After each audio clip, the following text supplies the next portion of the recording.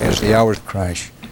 Number two, who were the people on board and where they fit in, and particularly in the case of John F. Kennedy, only surviving son of an assassinated president, who and what he was to our culture, to our country, what he represents, the whole Kennedy legacy. And that fades into the third track as to the history of the Kennedy family intertwined with American history for a large part of the 20th century and stretching, yes, into the century ahead. So we're working the story on all three of those tracks. I want to bring in Drew Steketee, Vice President of the Aircraft Pilots and Owners Association. Mr. Steketee, let's talk now about possibilities. We tried to talk during the day. There is a possibility that the passengers and pilot of this aircraft are still alive. Too strong to say that? It's not looking good at this point. Not looking good at this point. No. Certainly it's a possibility, but if you're finding aircraft debris or luggage from the airplane, it's not looking helpful at all. Will it take them very long to determine whether these pieces of, quote, a plane the Coast Guard has found, take them very long to determine what kind of aircraft it came off of, and did it come off this specific Piper Saratoga? If they have someone with aviation knowledge on scene, and that's not always the case, especially when it's a marine-oriented search at this point, that may be a problem. But with someone experienced in aviation, they can recognize pieces of a Piper Saratoga. As to the specific airplane, they'll be looking for two things: a piece of the fuselage with its registration number on it, or lacking that, what's known as the data plate in the back of the aircraft with the aircraft's manufacturer's serial number. Time for some tough questions, and you may not know the answer to this, and I understand it. John Kennedy got his permit to fly. A permit is something different than a license, as I understand it? The first step is to get a student pilot certificate, which you get during the course of your training. It allows you to fly in the airplane solo or alone during practice time. I believe John Kennedy Jr. has a private pilot certificate, which is after the written test and the flight test with the FAA designated examiner, which allows you to pilot a plane and carry passengers. I believe he had a private pilot's license. Okay, I believe he had a private pilot's license. Now we're going to the question. He's been a pilot for about 2 years. He owned a lighter aircraft than this Piper Saratoga, at least a less expensive one. I got this about 2.5 months ago. Mm-hmm. Is this in any way, could it be described as a, quote, hot aircraft? Every indication is no, but I want to check that with you. I was going to tell you earlier that this airplane is a high-performance single-engine airplane. It is known as a complex airplane. That means that it has retractable landing gear and a propeller that allows it to go faster at altitude. It would cruise almost 200 miles per hour. However, it is easier to handle than some of the other airplanes in its category, specifically something like the Beach Bonanza, which has a little more performance and is a little slipperier, as a pilot would say.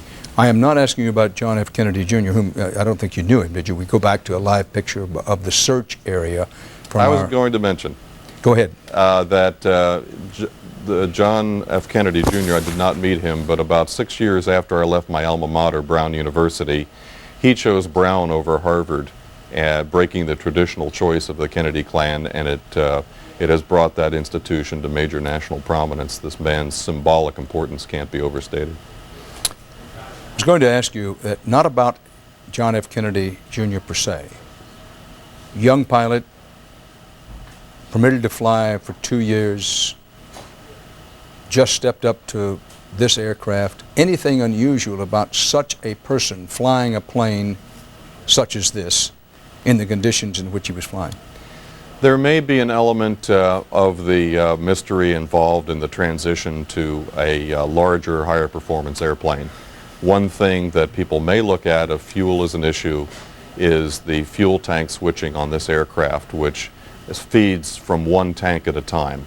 That may be different from the training plane he flew before. The second thing, however, is the visibility issues that they'll be looking at.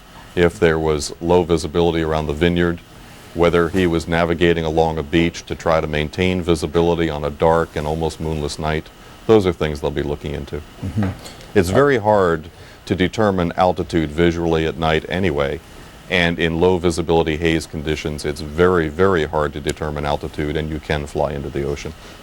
I want to make sure I understand what you're saying. You're saying, look, for an experienced pilot, it may be easy, but for a less than fully experienced pilot with a new aircraft, switching from one fuel tank to another is bound to be an area that someone would look into if something dire has happened to the aircraft. You know, did the pilot make that switch at a critical time?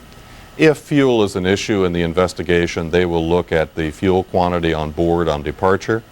And it sometimes happens that a pilot new to that system will forget to switch from one tank to another, since you don't feed from two tanks simultaneously in that type of airplane.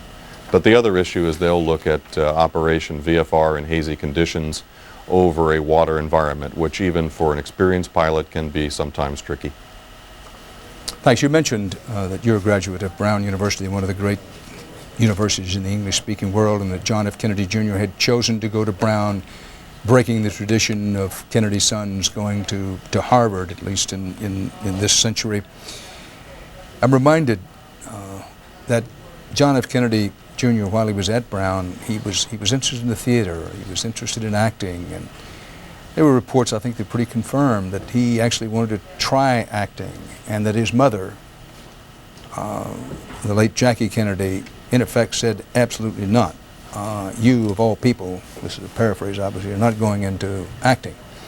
And that even after he got out of it, he was active in plays, stage productions at Brown. Even if he got out, there was talk around, well, he was sort of flirting with the idea of being an actor, but then he went to law school, he became an assistant district attorney, actually tried cases for, I think, maybe a little over 2 years, and then went to George Magazine. My point is that he was one of those young men who had a notion, that's what we might call in the Southwest a hankering, to be an actor, but primarily on his mother's influence and possibly his outgrowing himself. That's not the direction in which he went. You're watching live photographs, live picture off the coast of Martha's Vineyard as the Coast Guard and other U.S. military assets search the area just off the beach. Luggage tags found with Lauren Bassett's name on them, luggage found believed to be her luggage, stuff from an airplane found, report that an airplane wheel was found just off this beach area. You are watching CBS News live, continuing coverage of the search for John F. Kennedy Jr., his wife, and his wife's sister. The aircraft has not been found. You say, well, what was all that talk about debris? Yes, the belief runs strong that this debris may have come from the aircraft, but that's not been confirmed. And there's been no sign, no signal from the passengers from the aircraft at the very least since about 9:30, 9:35 last night. Not even certain then there was anything more than just a flip on a radar screen, but that's the last time that anybody even claims to have had any connected to the aircraft itself. And the massive search underway at this hour, part of which you are looking at now, is beginning to refocus on this area around Gay Head of Martha's Vineyard, Massachusetts. But the search continues in a wide area, running all the way from Long Island to Martha's Vineyard. John F. Kennedy Jr. took off in his new airplane, piston-driven, regular engine, single-engine plane at about 8:30 Eastern Time from New Jersey, private airport there. Eyewitnesses said they saw only the three, John F. Kennedy Jr., his wife, and his wife's sister Lauren, board the aircraft. The plane was due at Martha's Vineyard about 10 p.m. Eastern Time. It never got there. The plane was last seen on radar, reportedly, we're not absolutely certain of this, but reportedly about 17 miles west of the Vineyard at approximately 9:38 last night. It is believed to have been at an altitude at that time of in the neighborhood of 2,000 feet. We're told to be normal for most of the flight for the plane to have flown at 5,000 to about 7,500 feet. There was absolutely no word of any distress call as such. John Roberts, CBS News correspondent, is on Martha's Vineyard. John, what do you have? Dan, the state police and the local authorities have closed off an area of beach between Gayhead and Squibnocket Pond. It's about 2.5 miles long. Ironically, down at the eastern edge of that is a property that Jacqueline Kennedy Onassis had owned for some time and is still in the hands of the Kennedys as far as we can ascertain. The state police are right across the street from the house that I'm staying in, which is along a piece of the beach just up from the Kennedys, which is a large part of the search area. Those state police told us just a little while ago that, yes, indeed, they had confirmed that the tag bore the name Lauren Bissett. That is the tag of the suitcase that was found on Philbin Beach, which is about a quarter of a mile up the street from where I am now. So it would seem that certainly there is some strong evidence that something indeed has happened to that aircraft, with the confirmation now coming from the state police of that name, the discovery of what appears to be an aircraft wheel along with a piece of carpeting and perhaps what might be a strut connecting the wing to the fuselage of that aircraft. Dan? John Roberts, live on Martha's Vineyard. Hattie Kaufman updates us now from the Kennedy compound in Hyannisport. Hattie? Yeah, Dan, you know, people are waiting and watching the coverage all over America, but I don't think they're watching it anywhere more than in Massachusetts, and within Massachusetts, nowhere more than here. The vigil is growing. More people are coming. There's some police a couple of blocks down trying to keep cars away, but more and more people are coming through. They're coming in on bikes. There's a woman pushing her stroller. People are just coming here to watch and to wait, and it seems that as each one of these new details comes available, the wait is more somber. It's more of a grim scene rather than a hopeful scene. I talked to one young woman who said, "Oh, not the gorgeous one, not the gorgeous one," talking about how handsome John F. Kennedy Jr. is. Dan? Not the gorgeous one, quote, unquote. We've said repeatedly through our coverage all during the day that there's a lot we don't know. But on the other hand, we're reaching the point where we know what we know, Anthony Mason. And what we know that is, while hope is still alive, the cumulative effect of the evidence and eyewitness testimony we're getting certainly points to the aircraft possibly having crashed somewhere just offshore of Gayhead. We don't know that, but we know what we know, and we know that the evidence clearly points to that having happened. Now, beyond that, is everybody in the aircraft still alive? Are they floating out there in the water somewhere? If that happened, no one can say. But as we've said for about the last hour and 15 minutes, mostly for the benefit of those joining us, it does not at this moment, any way you look at it, look good. I'm going to go back to Drew Steketee, Vice President of the Aircraft Pilots and Owners Association. Mr. Steketee, I want to explore a little further about, well, this point. The airplane manufacturers want to sell aircraft. The airport managers and owners want a lot of people to fly. Are the standards for getting a pilot's license and for then moving upward in complicated aircraft, are those standards high enough? Well, we believe they have been. We've had a tremendous improvement in the safety of general aviation. That's all aviation besides the airlines and the military. It wasn't but about 20 or 25 years ago that we had more than 700 fatal crashes a year. Currently, over 35 million flights a year, we have 350 crashes a year. When you take away the hazardous industrial flying, the government and law enforcement flying also goes on our safety record. When you take those things away, we may have 250 or 300 fatal crashes a year among 35 million flights. That's still too many. We're driving it down all the time, but we've had some vast improvements, in part because of a change in the licensing requirements in the 1970s.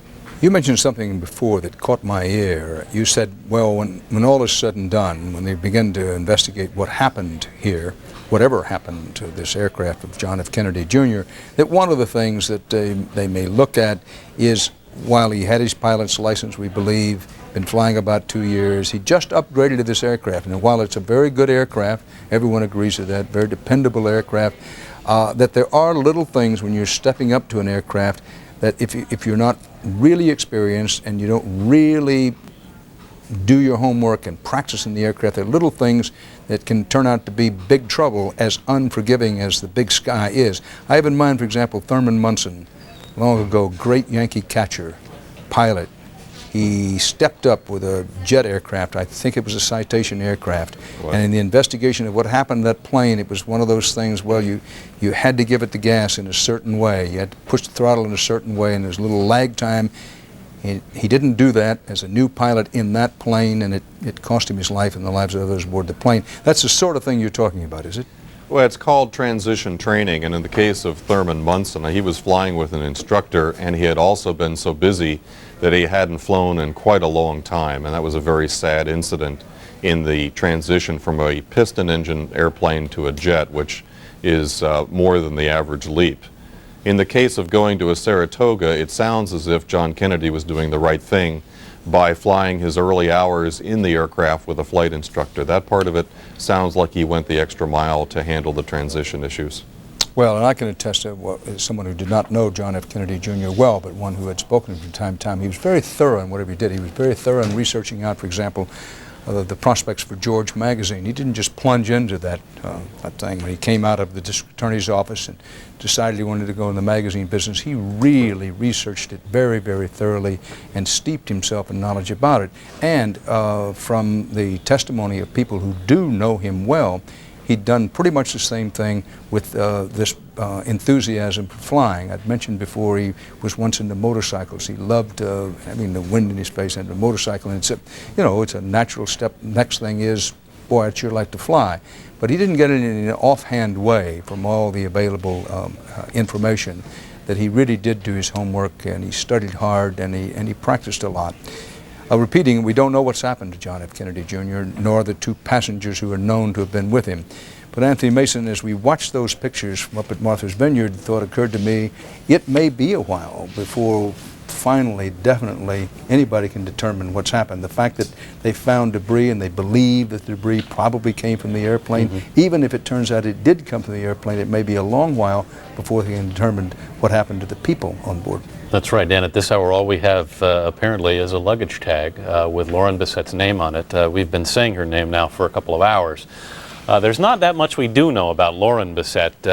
She is, of course, Carolyn Bissett's sister. There are 3 Bissett daughters, 2 of them aboard that plane.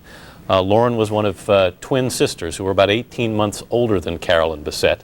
That would put them about 34, 35 years old. Their father is William Bissett, their mother Anne Freeman, the mother since remarried. But again, there are 3 Bissett children, 2 of them aboard that plane, and the Bissett family may have lost 2 or 3 daughters today. The operative word there is may. Yeah. A very difficult time for any family, whether you're a family that's been in the news for a half century and more, or a family that comes out of the rank and file of America. When you don't know, those sometimes can be the most difficult hours.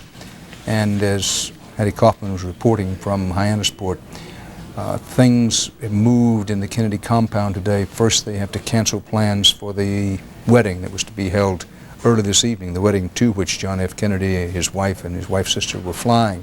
First, they canceled the wedding. But at that point, there was still reason, what I've called the flame of hope, while maybe not flaring up brightly, was still burning fairly steadily. But as the hours have gone by, more information comes in.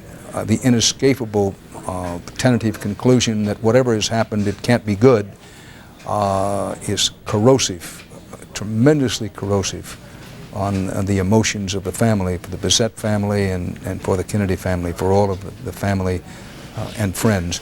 Do want to remind you that at 8 o'clock tonight, Eastern Time, 7 Central, CBS News will be on the air with a special edition of 48 Hours. And whatever the facts are at that time of the story, we will pass them along to you. That'll be a special hour, 8 o'clock in the East, 7 Central Time. Anthony Mason, you mentioned that not much is known, at least we don't know that much, about the younger sister of older, actually. Lauren is the older sister. Lauren is an older sister. I'll come back to, inevitably we focus on John F. Kennedy Jr., one of the best known people in the world. But Carolyn Bessette, his wife, was, she's someone who had made a name for herself, was carving out a career for herself before she married him. Not easy to marry a Kennedy, and certainly not the best known of the Kennedys. But it's worth remarking, because we don't often enough take note of this. She was a strong, intelligent, and accomplished person in her own right. I have no... Yes. This is that time when, when Mrs. Kennedy was out of the White House. Right, because she wouldn't allow things like this. And now we come down, and he, Jack Kennedy, the president, loved this stuff, both because he loved his kids and because, like the rest of us, he liked to have pictures of them. Did John Kennedy Jr. cooperate when you wrote President Kennedy, Profile of Power? No, but I didn't. His mother helped me. But he was only 2 years old. I literally wrote about Kennedy when he was president, and had some wonderful stories in there of father and son.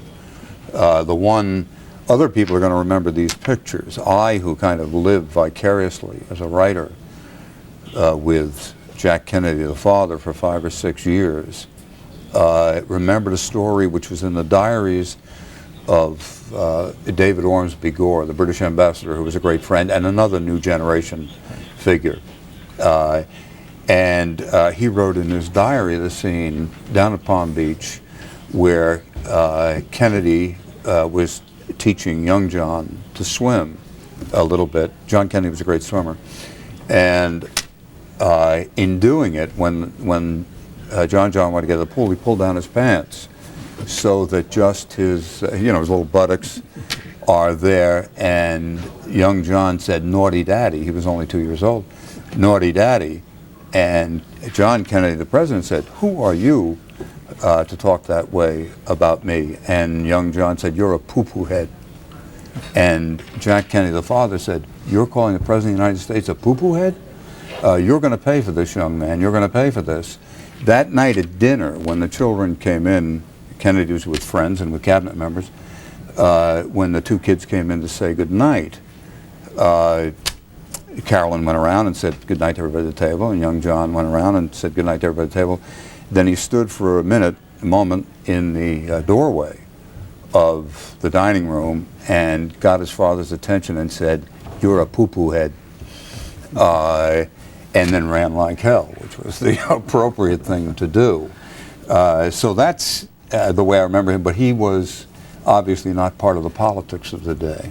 No, he was only, as you say, he was 3 years old the day his father was buried. I'm pretty sure I'm right there. His birthday, certainly he just turned 3. And so most of the time he was in the White House, he was 1, 2 years old.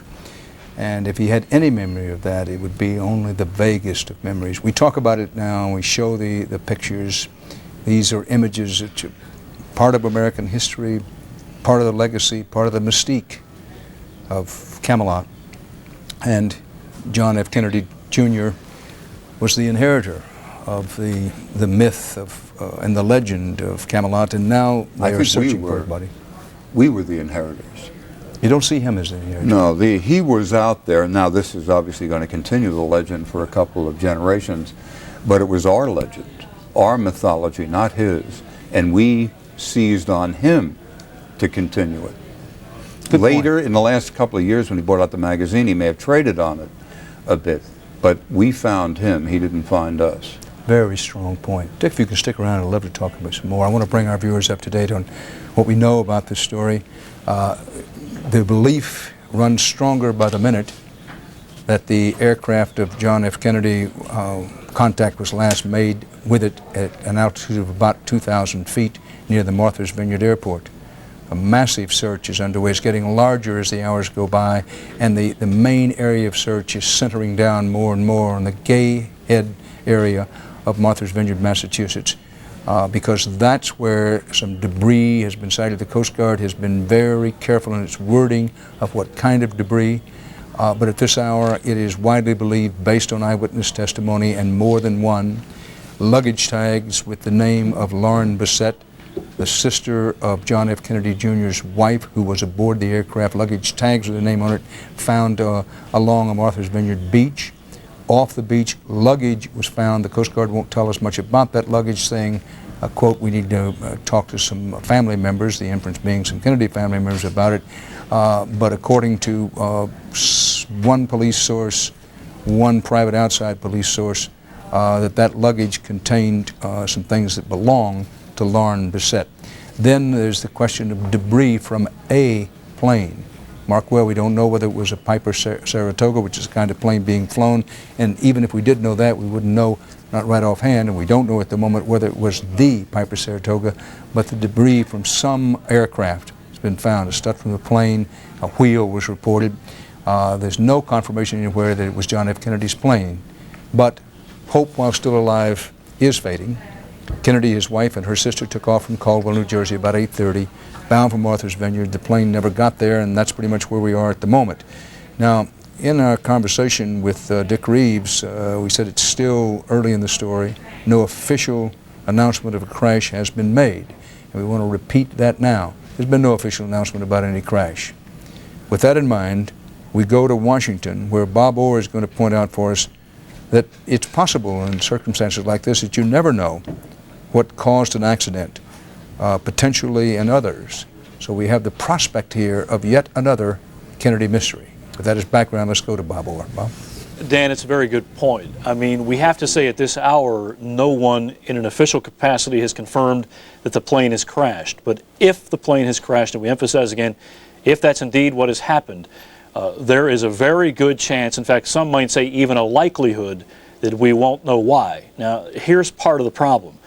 This is a small airplane, unlike a commercial jet. It's not equipped with the so-called black boxes, the flight data recorder, the cockpit voice recorder. So there's no data to be gleaned from the wreckage, if in fact there is wreckage and they were looking for something. They would not find any data there. If there are no survivors, and again that's another if, there is nobody from the airplane that can tell authorities what happened, and we do know for the record that at the moment a review of all the FAA air traffic tapes tells us that no emergency declaration was made. In other words, no pilot in the air or no fixed base operator on the ground, no air traffic controller heard anything in the way of an emergency that sometimes includes information about what the emergency would be. So when you add all those things together, it's just a haunting thought that if this turns out to be a crash, and obviously that seems to be where it may be going, Dan, there's a real possibility we may never know exactly what happened. The NTSB, of course, is sending a team there, but right now there's very little for them to look at. Bob Orr, thanks. We go to Hattie Kaufman outside the Kennedy compound in Hyannisport, Massachusetts. Hattie? Dan, there's been just a little bit of activity. Ironically, it looks like the kind of activity you would see just before the wedding. 2 caterer trucks have arrived. The truck with lighting and sound for event planners has come in. And in between were a couple of vans full of people, and you could see their dress clothes hanging in the window as if they were about to go to this happy event, which has become a sad event. In fact, the wedding has been completely canceled or postponed. One of the women in the van I could see was wiping her eyes. It's been a very strange day here. There was activity in the morning. There was the mass that was held earlier. Then we were told afterward that mass was a mass of prayers, hopeful prayers. And later, as these details came out that looked more and more like this airplane has gone down, there was a sudden quiet, no activity, nothing happening until just now when the caterers arrived. And I think something can be said for the fact that we haven't had any updates either. No one's coming out and giving the point of view from the spokesperson of the Kennedy clan. We're not hearing anything. Instead, it kind of looks like it's shuttered. It was getting very quiet up until the arrival of these wedding guests, who are probably going to be sent right back home. Dan? Hattie Kaufman, outside the Kennedy compound in Hyannisport, as concern gives way to fear as the hours go by, and the family prayerfully clings to hope, as much of the rest of the nation, and for that matter the world, where the name John F. Kennedy has a magic. His political opponents may not like it, but it's a fact, has a magic. If anything, more overseas than in the home country of the Kennedys. Bob Schieffer, our chief Washington correspondent, is in our Washington bureau. Bob? Dan, I was just wondering, as I was listening to Bob Orr going through some of the things that might have led to this accident, one thing we have not talked about, at least not in the last hour or so, that I know of, is that, as you reported early in the day, John Kennedy was seen wearing some kind of soft past. He apparently had some problems with one of his feet, a broken bone or something to that effect. But it leads me to wonder, could that have had any impact on this accident? Because after all, when you're flying an airplane, you keep your feet on the rudder pedals. And it also leads me to wonder, would it have had anything to do, if this plane did go down, with him being able to get out of the aircraft? It's just one thing that I bring up and I think of as we go through what happened here, and the fact that indeed he was a novice pilot, and while he had a pilot's license, he was flying an aircraft that was fairly new to him.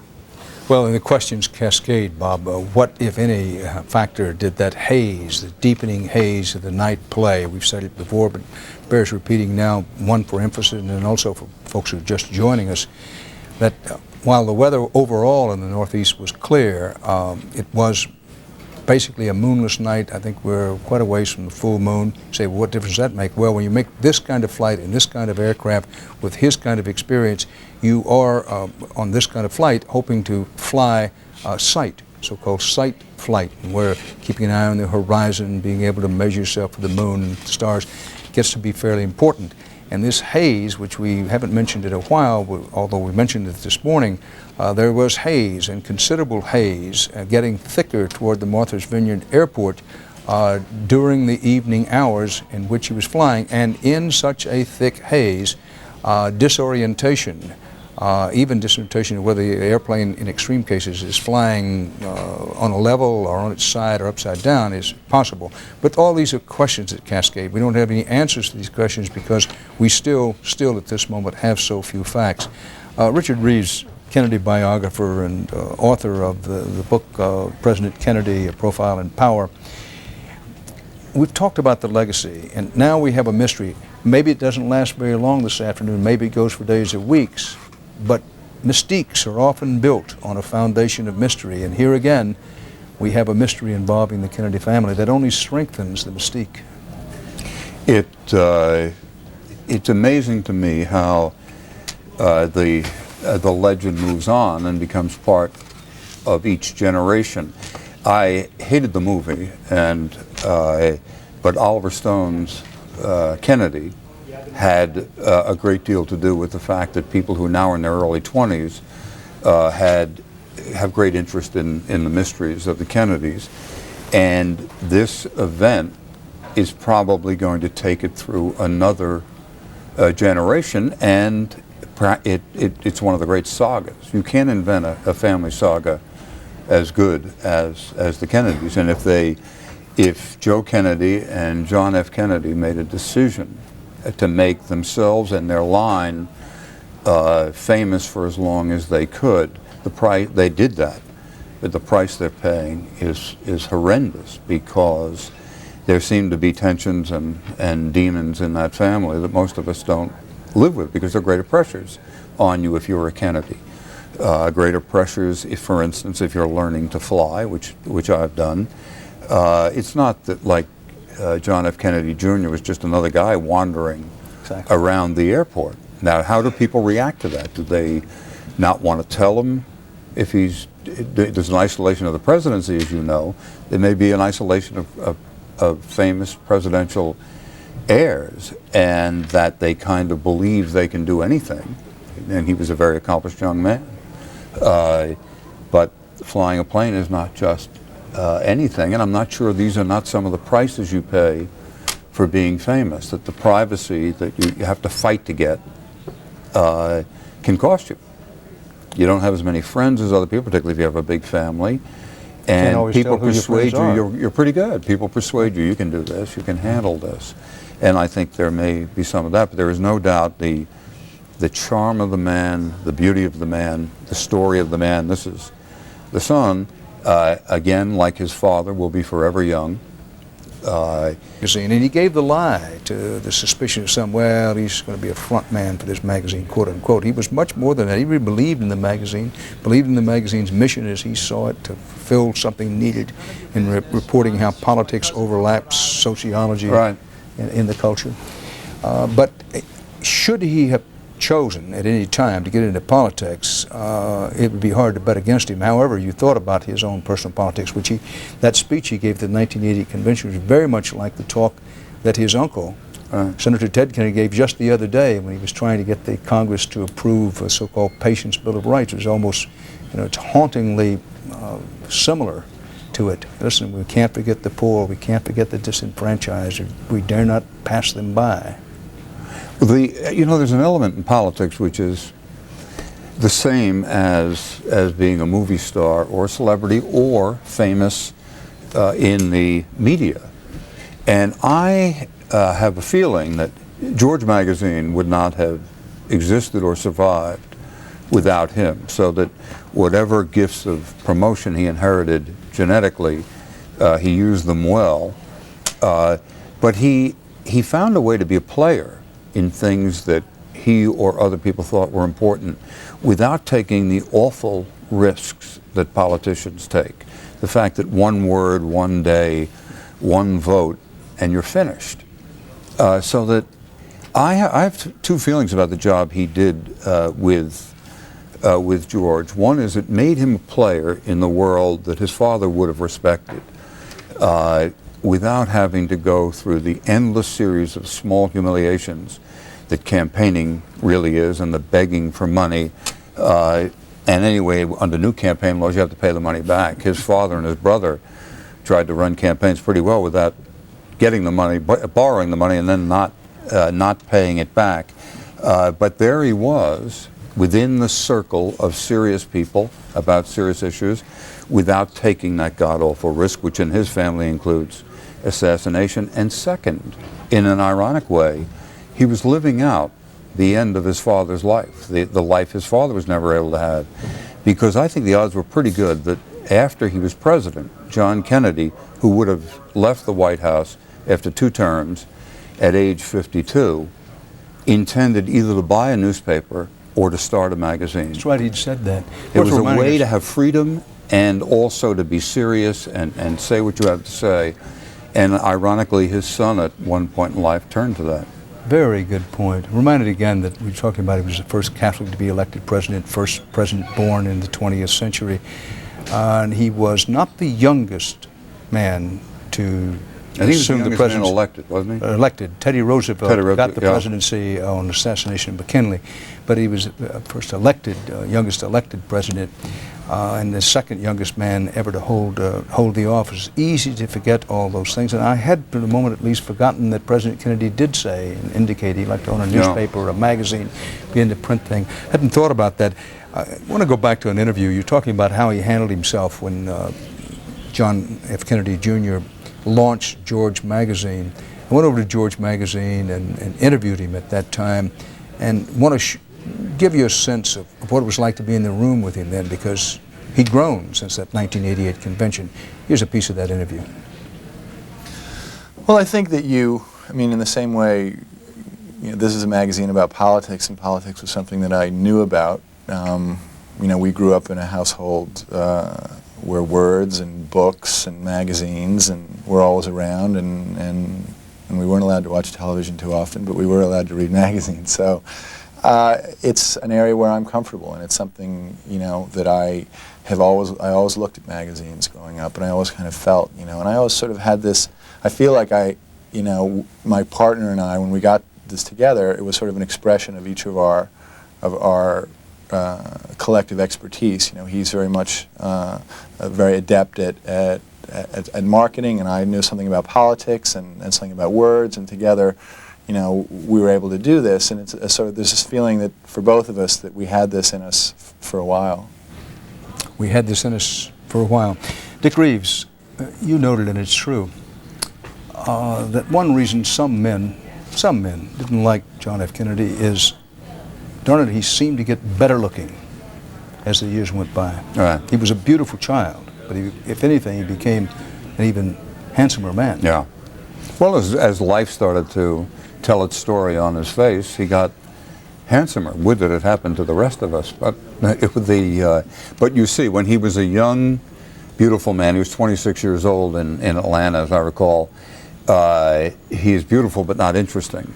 the face became interesting as time went on. He also mentioned something about the magazine business that I think is interesting in the way he has been making decisions. That was, magazines are the extension of one man or one woman.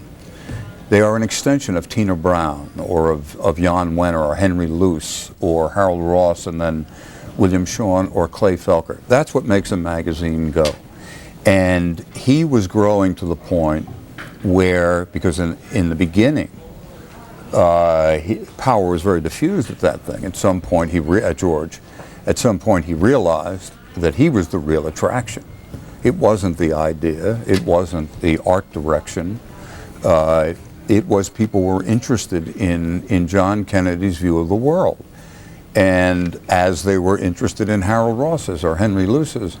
And he might have been in a position where, like his father, I mean, his life, if it has been cut short, came at a point where maybe he was ready to move on to bigger things as he built up the confidence in himself and the fact that, you know, the magazine business, you got to put it out there, and people got to put down a lot of money to get the magazine. It's not easy.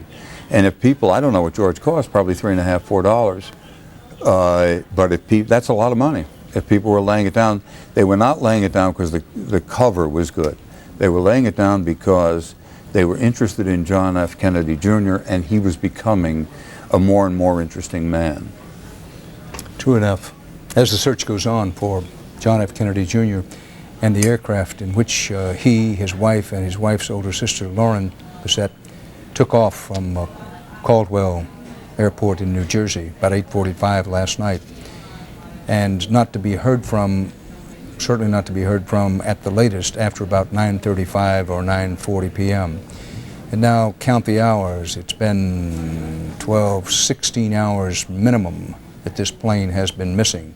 The search centers at the end of Martha's Vineyard, Gayhead, where this airplane debris has been found and is being investigated. If you're saying, well, where does it stand right now? Where it stands is, doesn't look good. Hope is alive, but flickering, wavering. The investigators are in the process of determining that airplane debris. They now confirmed they found some airplane debris. Some 18 hours the plane is overdue now in this area of Massachusetts. That the investigators are taking that debris that they found, debris that they know came from some plane, and attempting to determine from what kind of aircraft did it come, and insofar as they can, did it come from John F. Kennedy Jr.'s plane? That's one thing they're working on. Second thing they're working on is trying to figure out the piece of the puzzle that is the luggage tag with Lauren Bissett's, one of the passengers, name on it that was found on the beach by a tourist who, or maybe a local resident, somebody who called the police. And then the luggage that allegedly and reportedly contained belongings of Lauren Bissett. This is where the investigation is centered at the moment. At the same time, divers are being brought in to search the not so deep Atlantic Ocean floor just off that beach area where the debris was found. Noting that contrary to popular belief, we're told by experts about such things, that this kind of aircraft wouldn't necessarily, if it went into the water, break up right away, that it's constructed in such a way that what sometimes happens, one simply say often happens, the plane sinks quickly. There's time to get out of it. But somewhat as an automobile under certain circumstances, once it gets in the water, you've got a limited amount of time to get out. Unlike an automobile, which can fill in the trunk or someplace else with air. Aircraft very seldom do that. So all of this, you know, tumbling down in our minds, questions beget questions. But the fact remains that the available evidence and eyewitness testimony points increasingly towards something dire and perhaps fatal has happened with that aircraft. You know, Dick Reeves, we were talking about that interview that I did with John F. Kennedy when George first started, and you were talking about, I frankly made a number of good points about how magazines really tend to be the extension of one great, or at least good, editor. And you tick off the more popular magazines, and that certainly is the case. And John F. Kennedy, I think, had thought about that quite a bit. That Horace Greeley, not a bad publisher himself, is quoted as one of perhaps his most famous quote, that fame is vapor, popularity an accident. Riches take wing. He who cheers today may curse tomorrow. The only thing that endures is character, quote unquote. I have every reason to believe that John F. Kennedy Jr. knew that. I think he knew that. I don't know if he had gotten there yet, in the sense that he had developed what the editors we've been talking about had was a point of view of the world. I suspect from reading and seeing and occasionally meeting him that had not developed in John F. Kennedy Jr. yet, an individual point of view on the world. Excuse me, Dick. WBZ, our affiliate in Boston, has an alleged reported eyewitness. Let's pick it up in progress. This man says he saw the debris. And I flipped it open, and it had a business card in there that says Lauren Bissett and her work business card. Pardon me one moment. CBS News, national television, has just broken in, taken us live. For folks who are joining us across the country, just want to tell you exactly what's going on. We're talking now with two folks from the Boston area who are on a beach in Gay Head this morning. They are the ones who found luggage that we believe is associated with John F. Kennedy Jr.'s flight. We're talking with Damon Seligson. He's an attorney in Boston. Now, Damon, you found the luggage. You opened the little flap, and what did it say on the flap? It had a business card in, sort of as an identification card, and it said Morgan Stanley, and then it had the name of whoever's business card it was. It said Lauren Bissett, Vice President underneath that, and then it had an address in New York. And you know, I just had an awful feeling in my stomach. My friends were watching. They were standing on the beach. I dragged it out of the water. Everyone was very, very upset, and we pulled it up. We put it where we were sitting, and we called the police just to let them know. So it wasn't something she had written out. It was her actual business card that said Lauren. It was a pre-printed business card from an institution, like an investment bank. And you opened the suitcase, or the suitcase was partially open, and it was basically, you said, just clothes, a hairdryer. Yeah, the zipper seemed to be a little bit open. One of the zippers in the suitcase. We just sort of looked inside. There was a hairdryer, and there was some women's clothes. We zipped it up, and we called the police. And what happened then is interesting, because they called the police, and as part of this massive search that's going on out in the Gay Head area here on this island, the police are on all-terrain vehicles. And at that point, state police and Chilmark police came along the beach and hooked up with them. And Jennifer Maxwell obviously handed over the bag they had found. But tell us what they said to you at that point, and what did you see with the police? The police basically came along, and we handed over the bag to them, but on the three-wheeler they had what looked to be an airplane wheel, and also a travel bag that was a green travel bag that you use for kayaking, and so they had that as well on the three-wheeler, and they took everything and went off. And then that's when additional Coast Guard planes and rescue boats started to come to the area almost immediately. Describe, if you could, the wheel that you saw in their possession. It was a broken off wheel.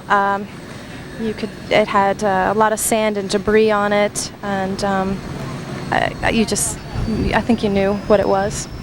And we thought we knew. You thought you knew it was what? The plane wheel, but that's what we think it was. And then there was another large green travel bag they had in their possession, and was that something that had been in the water as well? Yes, definitely.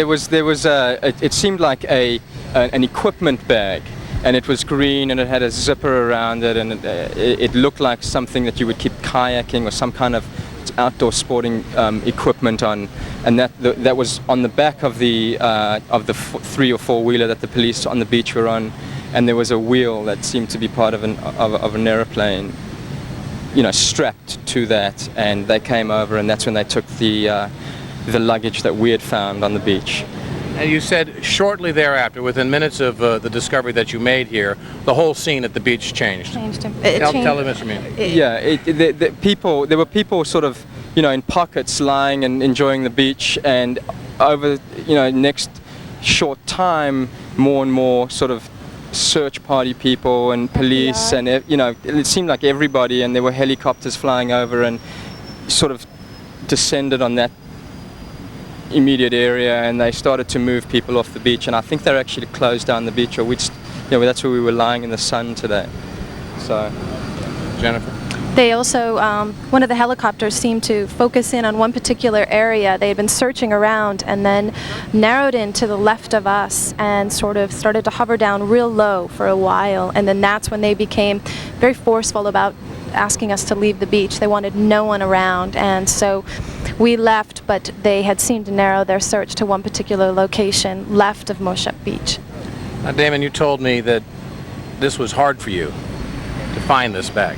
Absolutely. I mean, we've been watching this story since we woke up this morning. Someone at that, we're renting a house, a whole bunch of us, friends on vacation, and you know, we'd woken up and watched the story unfold on television, and no one knew what was going on, and there were all these possible stories and hypothesizing and speculation as to what happened, where these people on this plane were, and to be enjoying a vacation, and then all of a sudden to see a you know, somebody's luggage floating in the water. I mean, it's just a gut-wrenching thing to find, and it's just an unexpected thing to find. So it's hard to find something like that.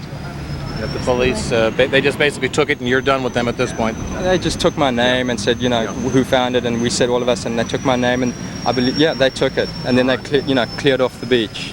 Damon Seligson, who is an attorney in Boston, and Jennifer Maxwell, also a resident of Marblehead in the Boston area, joining us now. They are the folks that found the debris, luggage believed to belong to Lauren Bissett, who we believe was on the plane of John F. Kennedy Jr.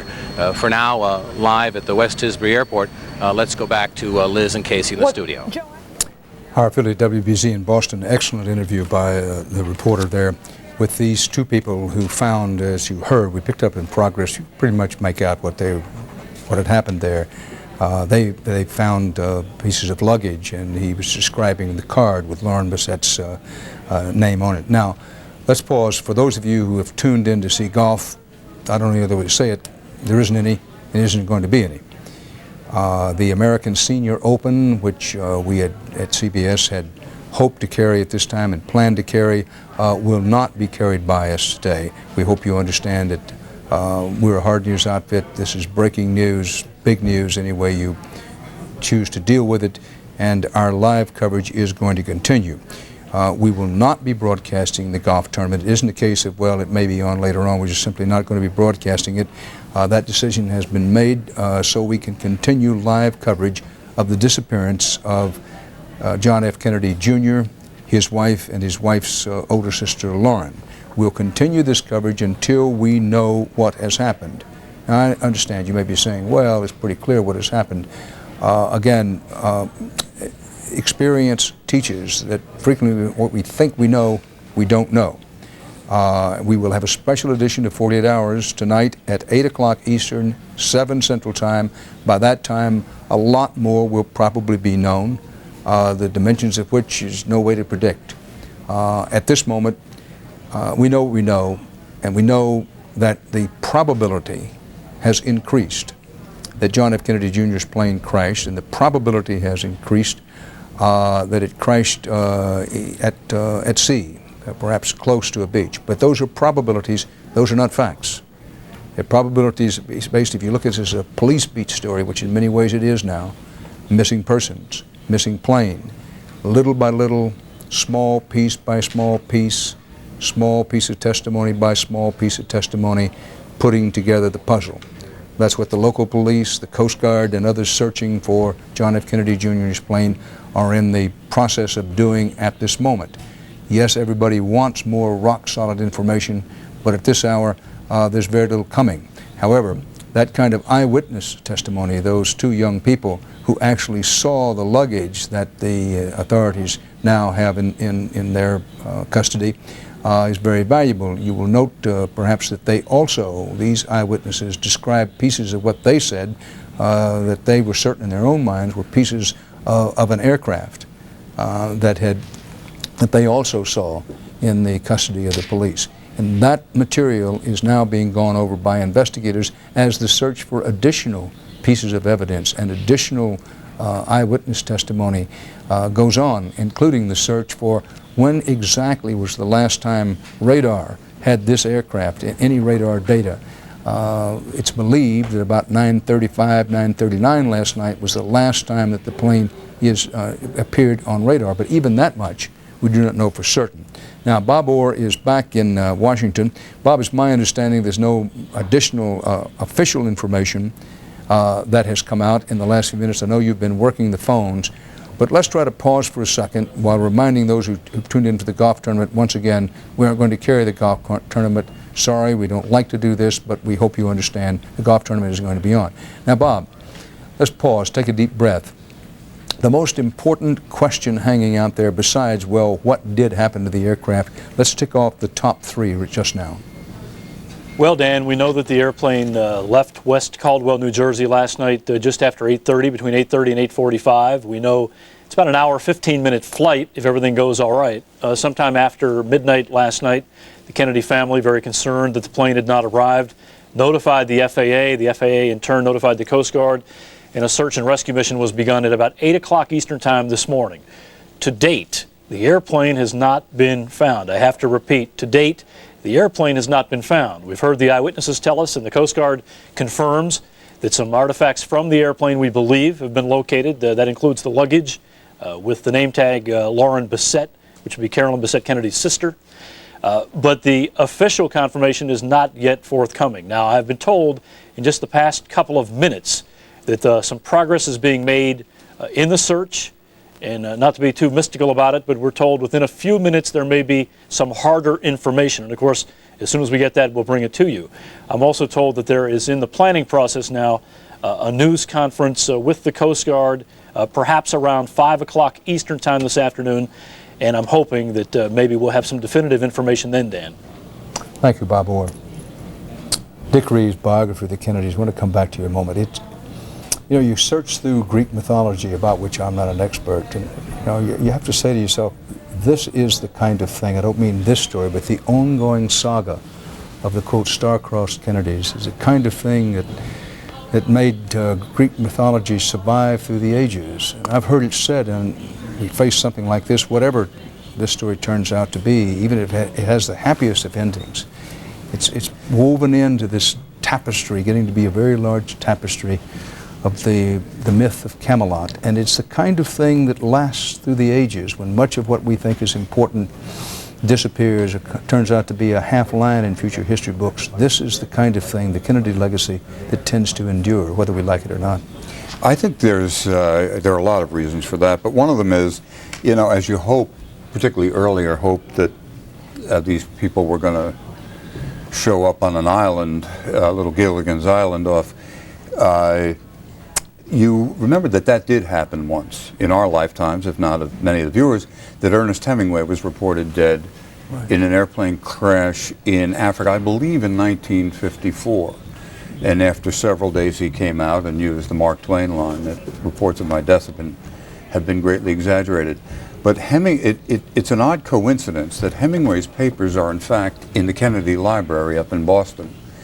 And the reason that Ernest Hemingway was in a plane crash was that his life was pushing the envelope. And I think to be a Kennedy, you have to push the envelope. That's what the family is about on one level. And ski the best time down the greatest slope. And flying a plane is always within that. Racing a motorcycle, which John Kennedy Jr. did as well. It was incredible. I used to see him rollerblading out on the island. Used to do it in Central Park as well. Yeah, I mean, the man, he could really move, but there's an inherent danger in doing that on public roads, as he did. And I think that pushing the envelope, seeing if you can touch the danger and make it move rather than you, is part of his heritage, and that's links it to the Hemingway story. I mean, you sit here and you hope there'll be a miracle. He'll walk out of the jungle too, but that's a particular breed of cat. Certainly, his father was that way, and Bobby was that way, and Ernest Hemingway was almost an honorary Kennedy in terms of seeing what you could get away with. Having said that John F. Kennedy Jr. had avoided getting directly into politics himself, yes, he spoke at the Democratic Convention in 1980, but he hadn't run for anything. Let's review quickly the members of the Kennedy clan who are now actively in public office, beginning with the current patriarch of the Klan, Senator Ted Kennedy, veteran senator from Massachusetts. Right. Kathleen Kennedy Townsend is the lieutenant governor now of Maryland, and maybe the next governor.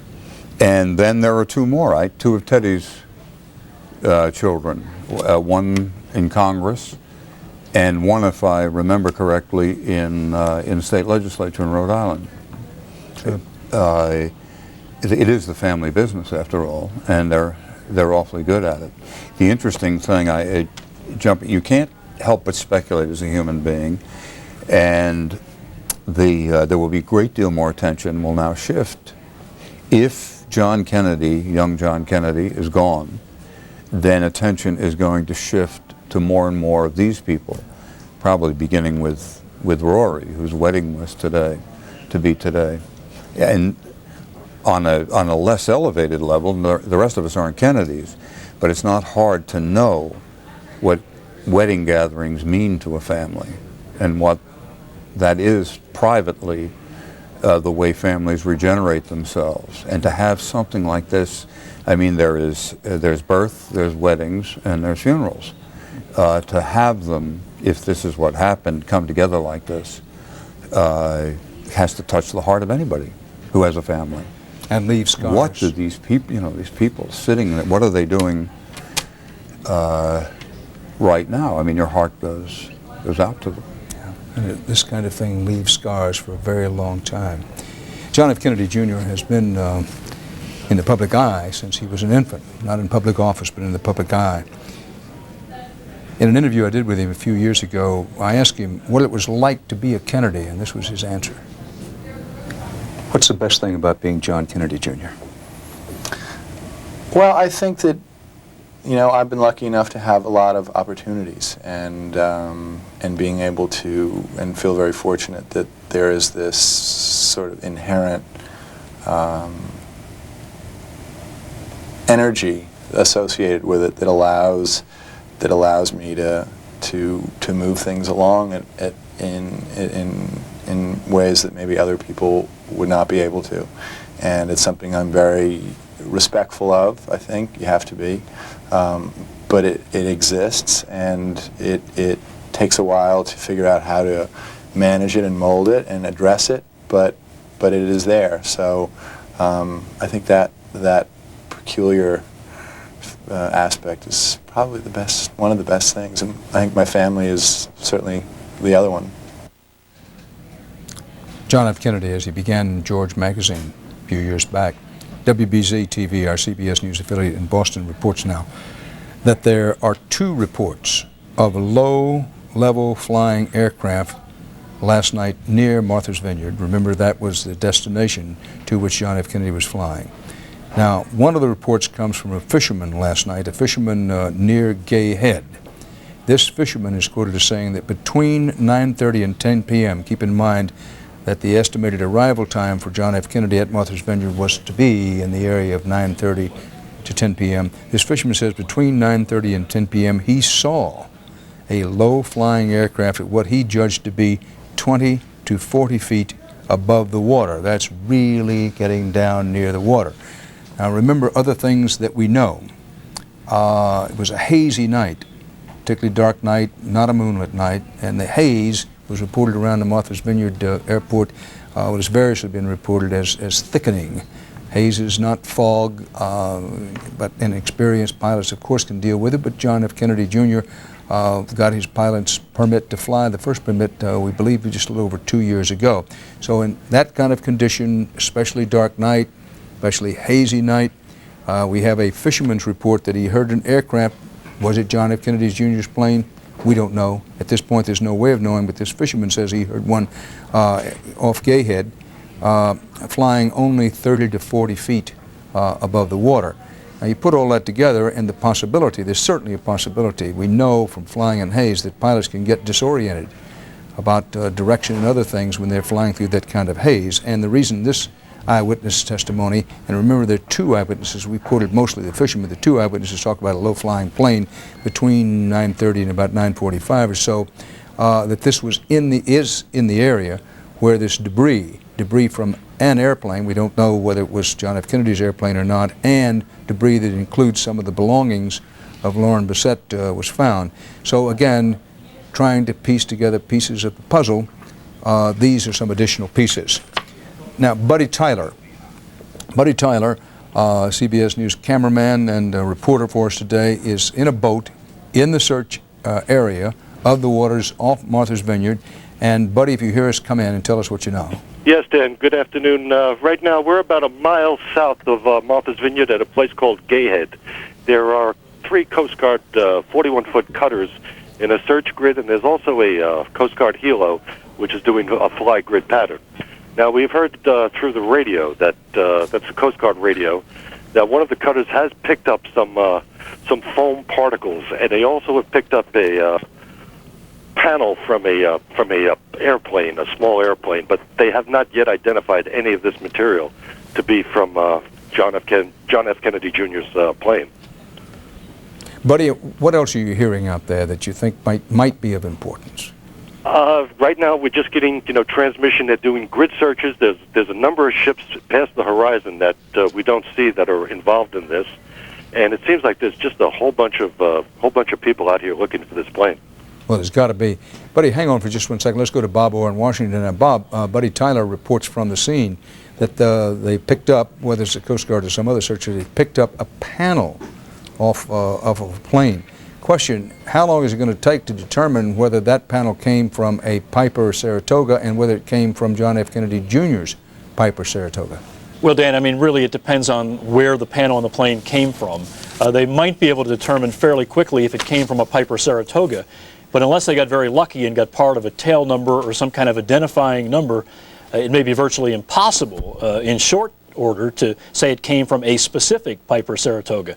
But Dan, I have to tell you, just within the past few minutes, I've been on the phone with veteran investigators, and they now tell me that the search area is narrowing significantly and that the Coast Guard is zeroing in, this is their words now, zeroing in on what seems to be a crash scene.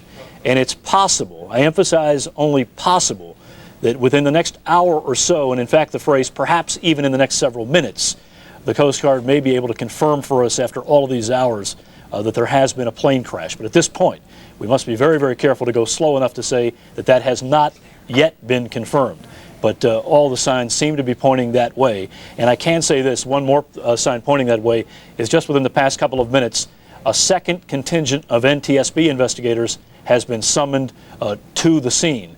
And as you know, the NTSB, the National Transportation Safety Board, is the federal agency charged with investigating air accidents. The NTSB would not take control of this investigation. Right now it's in the hands of the Coast Guard until an accident has been confirmed. It certainly seems, at least, that the federal investigators and regulators think that's where it's going. Dan?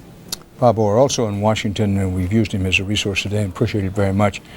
Drew Steketee, who's the Vice President of the Aircraft Owners and Pilots Association. Mr. Steketee, when I put together what we are now hearing, we know what eyewitnesses say they've seen, the little bits and pieces, why am I not to believe that the plane crashed? Well, it's hard to say until there's proof positive, and no one wants to stick their necks out on that. But one development in the last few minutes is if they have discovered the instrument panel of the aircraft's radio call number is always on a placard on the instrument panel. That number is the same as the registration number painted on the side of the aircraft. That would be your first bit of positive identification if they find the instrument panel. Dick Reeves, you fly some.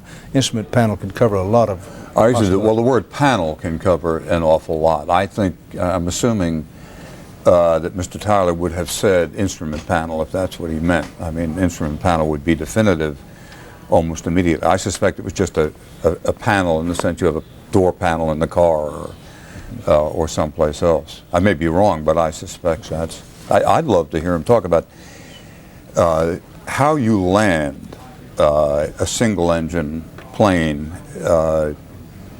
and where the experience becomes necessary. I mean, a landing is a controlled stall, and it is the trickiest thing for a novice pilot to Not a bad idea to get Drew Steketee to talk about that. We'll try to do that. I'm noting that the eyewitnesses on the beach, the young couple at least a young man and woman, whether a couple per se or not. They found the luggage tags and some of the luggage. They said they saw a wheel, which they were convinced was an airplane. Now, I'm keeping in mind, and correct me if I'm wrong, Mr. Stuckey, that this Piper Saratoga is a retractable gear aircraft, correct? Need some research. It actually came in 4 different flavors. There's a retractable gear version, a non-retractable gear version, a turbocharged and non-turbocharged. So we need to know if it's a Saratoga SP, which is the retractable gear version. Right. If you'll hang on, Drew, I want to come back to you about this business of the difficulty. The trickiest part of the flight is, Dick Reeves called it, trying to land the aircraft. But let's go quickly to Hattie Kaufman, who is at the Kennedy compound in Hyannisport. Hattie?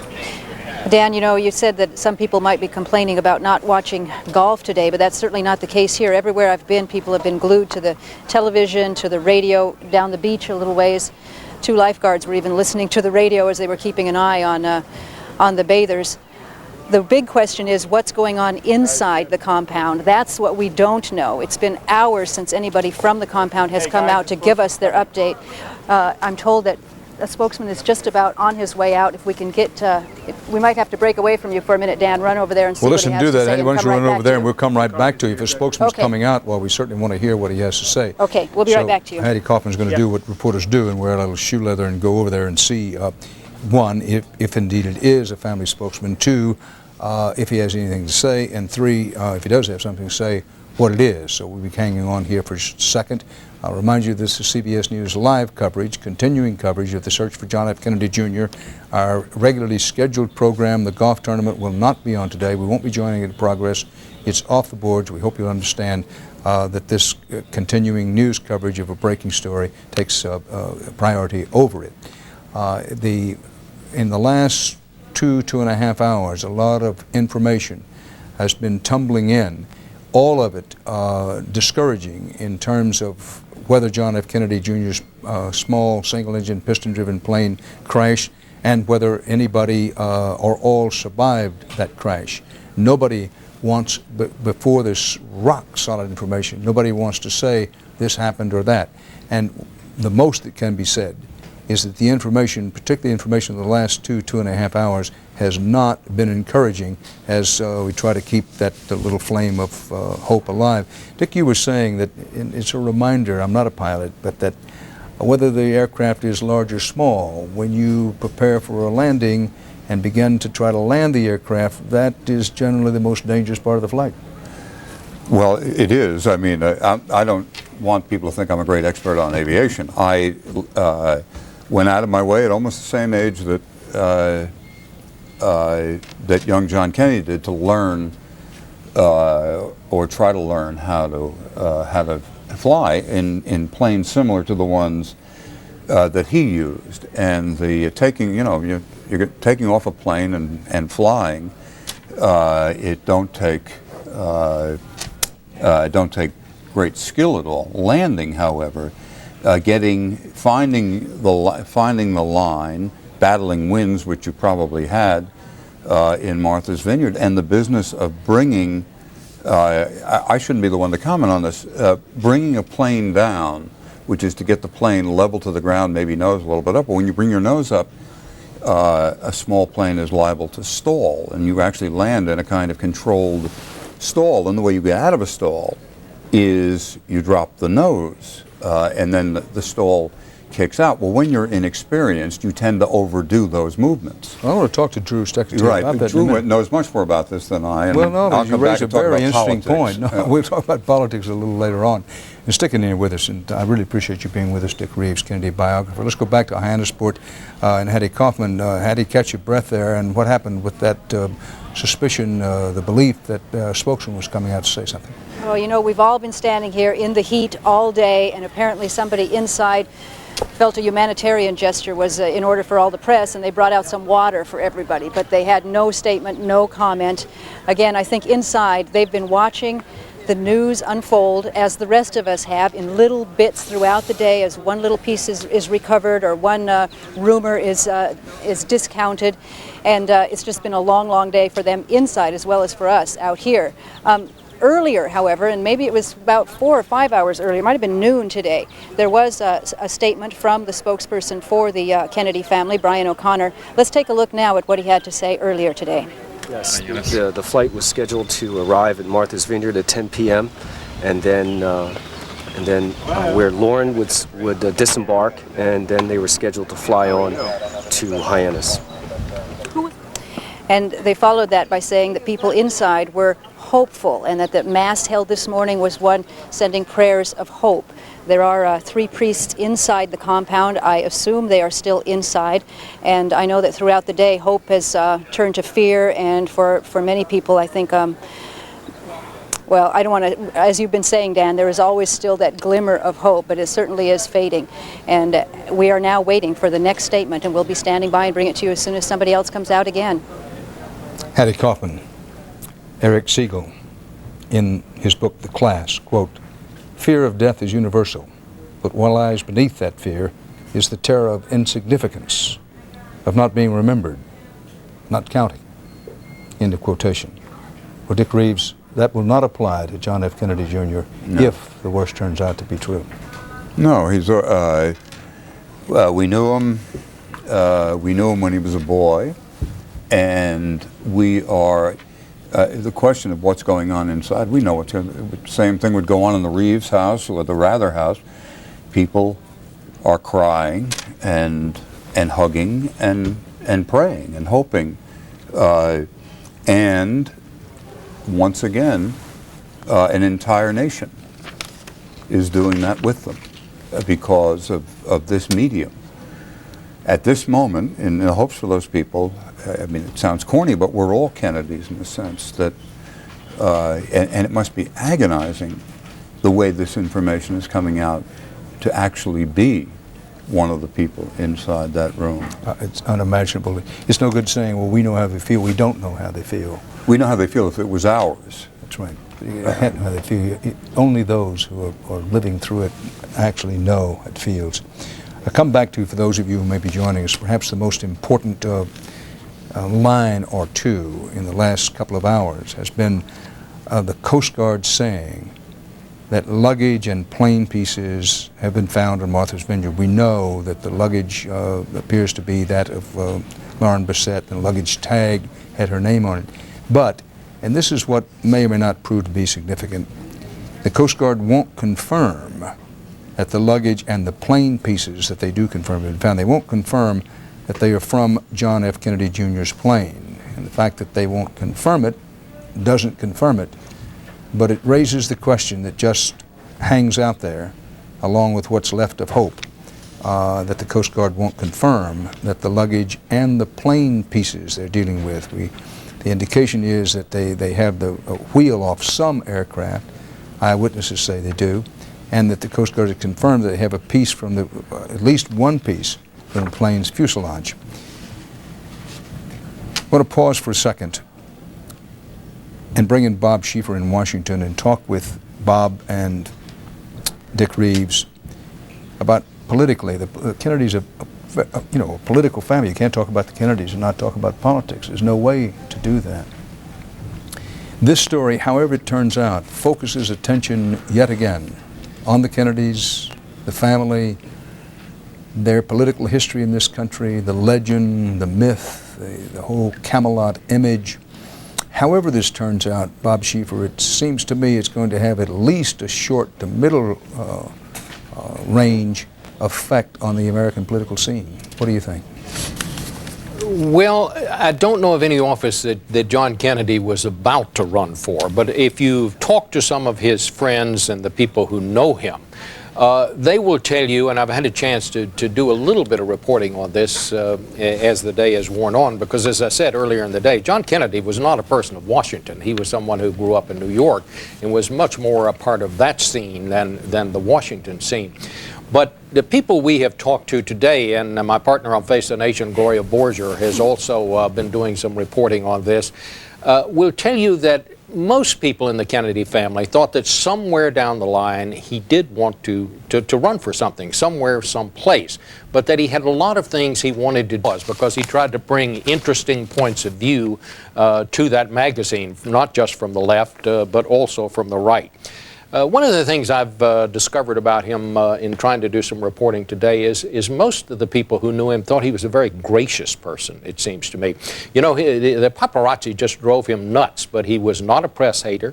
He took it pretty much in stride, and he was rather self-deprecating, people who knew him told me. For instance, they said and reminded me that when he held that news conference where he announced that he was putting together this new magazine, he joked to the press, well, as many of you have shown up today as showed up when I failed the bar exam. He was he was not afraid to make fun of himself. But watching and listening and seeing Hattie Kaufman up there at Hyannisport, the overwhelming grief that must be going on inside this house at this time. I mean, in some ways you almost say maybe it is a blessing that John Kennedy's parents are both dead, that they don't have to go through this. But you have his wife's family today has lost 2 daughters, not just one son. And then maybe we ought to take just a moment and send our sympathy and grief to this young Rory Kennedy, who was about to be married on this very day. I've made it a policy over the years never to talk about my children on television. But as you know, Dan, we just had a wedding, my older daughter. And to think about how that day, her wedding day, what it meant to her, this young woman who was about to be married, and then to have something like this happen on her wedding day after all of these other tragedies that have gone on. It's just overwhelming. Indeed it is. And Bob, you raise a good point about, naturally, our coverage and everybody's coverage is going to be centered, spotlight, laser beam fashion on John F. Kennedy Jr. We want to pause and just say personally and directly that our thoughts are with the Bissett family.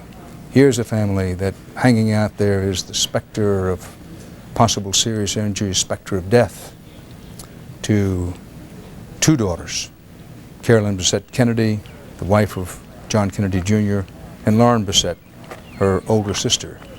And when we talk about the fear and, yes, at least the front edges of grief that have to be edging into that Hyannisport compound with the Bissett family,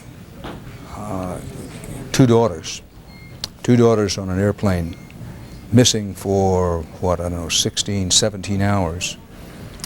The hopes, dreams of that family flashing through their minds now, their prayers and thoughts about what might be and what might have been.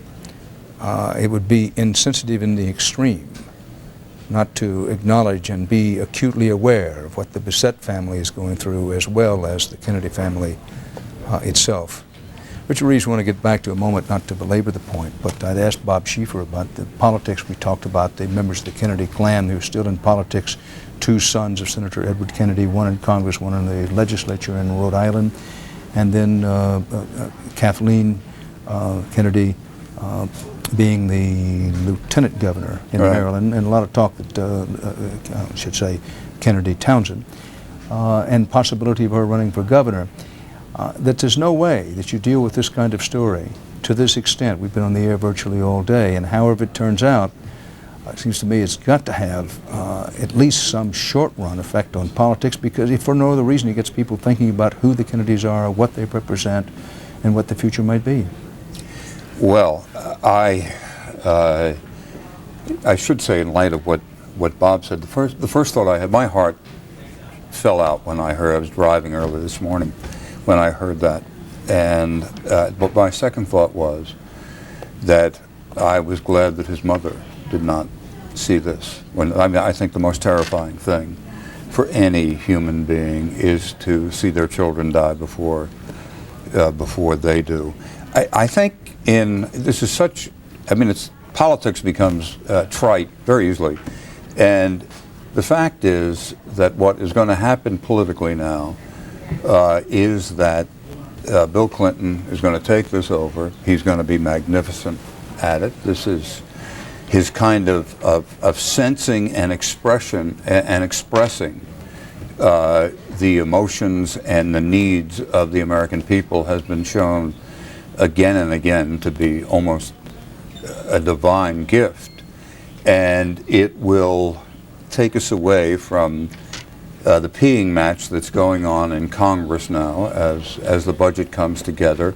And for a brief moment, as if we were family, we'll come together. He will be the pater familia. And once again, we'll take another look at Bill Clinton, this incredibly gifted, incredibly flawed human being who is our political leader. For those of you just joining us, this is CBS News live coverage of the search for John F. Kennedy Jr. and his missing aircraft with two aboard, his wife and his wife's sister. A massive search continues to be underway. It's now beginning to center in the waters off Martha's Vineyard in the Gay Head area of Massachusetts. The search is on for a small plane, this Piper Saratoga, carrying Kennedy, his wife Carolyn Bessette Kennedy, and her sister Lauren Bessette. We'll continue this coverage until we know what has happened, and we will air a special edition of 48 Hours tonight at 8 Eastern Time, 7 Central. That's 48 Hours special edition tonight at 8, 7 Central. A reminder for you, those of you who are tuning in hoping to watch some golf, the quote, Ameritech Senior Open, you should know that we will not be airing that golf match. The reason is we want to continue our coverage of the disappearance of John F. Kennedy Jr. and those who are known to have been on the plane with him, his wife and his wife's sister. And we're committed to staying on the air until we know a great deal more about what may have happened to them. We'll be on the air, when I say straight through, we'll be on the air until we know what happened to the aircraft. And we will have 48 Hours, a special edition at 8 tonight. That'll be 7 Central Time. Now, the Coast Guard reports that luggage from the plane was found at a Martha's Vineyard beach. I'm going to be precise. The Coast Guard says that a luggage tag belonging to one of the passengers, Lauren Bessette, was found. Beyond that, the Coast Guard has not, so far as I know, officially confirmed that the luggage that was found, eyewitnesses said that it contained Lauren Bessette's belongings, it seemed to them, and some identification of her, but the Coast Guard hasn't confirmed that, so I'll make sure you understand precisely there. The debris from a plane, some debris from an aircraft, was found just off the beach, and perhaps some of it on the beach, not quite sure the location, but the best available information was found 50 to 100 yards off the beach. However, the Coast Guard will not confirm that the pieces of a plane that were found came from John F. Kennedy Jr.'s plane. Now, if you're saying to yourself and saying, well, aren't they playing some games with us? The answer is no, because the Coast Guard does not want to make a mistake about this, and until they positively, certainly know what they're dealing with, then they're not going to say anything, and no one can blame them for that. Hope is alive in this case that the passengers may yet somehow, through some, and one at this stage would have to describe it as a miracle or near miracle, could yet be found, but there's no denying that hope is fading. John F. Kennedy Jr., his wife, and her sister, Lauren, it's an older sister of hers, took off from Caldwell, New Jersey. They took off about 8:30 Eastern Time last night. They were bound for Martha's Vineyard, and the wedding that was supposed to happen today has now been canceled of John F. Kennedy Jr.'s cousin. The plane was due at about 10 p.m. It never got there.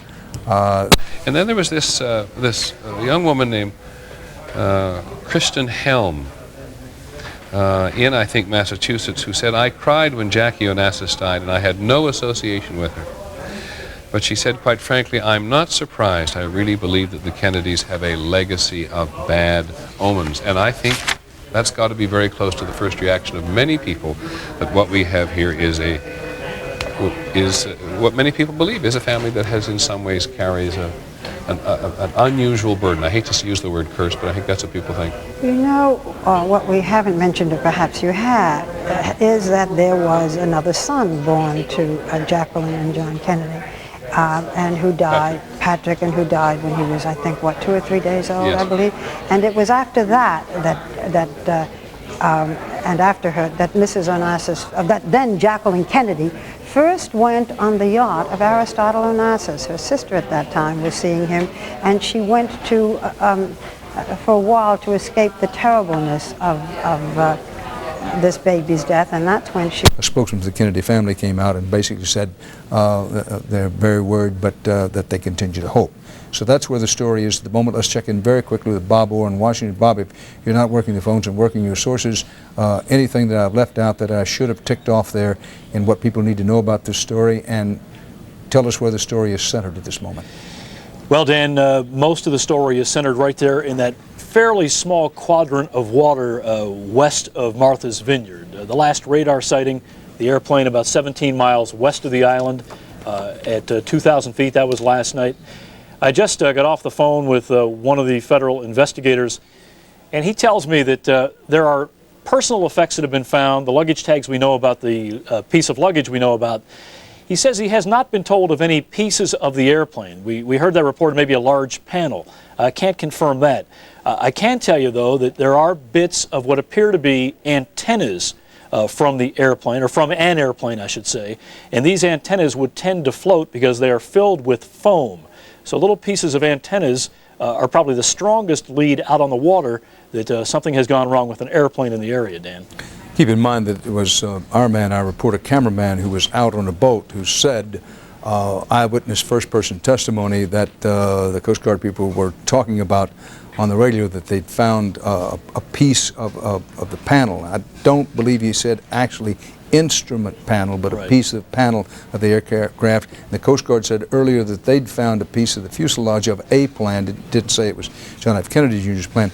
Bob, can we determine how deep is the water at that quadrant where the search is now centered off Martha's Vineyard? I've been saying, well, the water can't be very deep there, but indeed in that part of the world and off Martha's Vineyard, the water can get pretty deep in a hurry there. Well, that's exactly the point. The investigators have been looking at maps, topographical maps, and oceanographic maps, and it appears that near the coast there the water ranges anywhere from 50 to 100 feet deep, but I'm told not very far off the coast. I know that's not exact, but not very far off the coast there is kind of a meandering channel, a pretty deep trench, and as you know, very large ships can go very near Martha's Vineyard. So the fear, of course, is if a plane has gone down and if it's far enough away from the coast, it could be in an area of very, very deep water. Keep in mind, we haven't yet heard any consistent emergency locator beacon, and if you're now talking potentially of wreckage in deep water, that makes the recovery effort all the more difficult, Dan.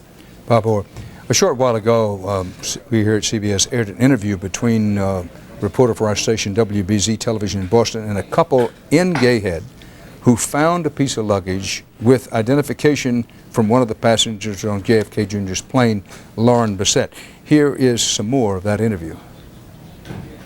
Just off the where the waves break seemed to be a something unnatural floating in the water, and as it got closer and closer, it looked like some kind of flotation device or something unnatural. And as it got closer, I actually waded out to get it, and it was a suitcase, luggage, a black suitcase. How big?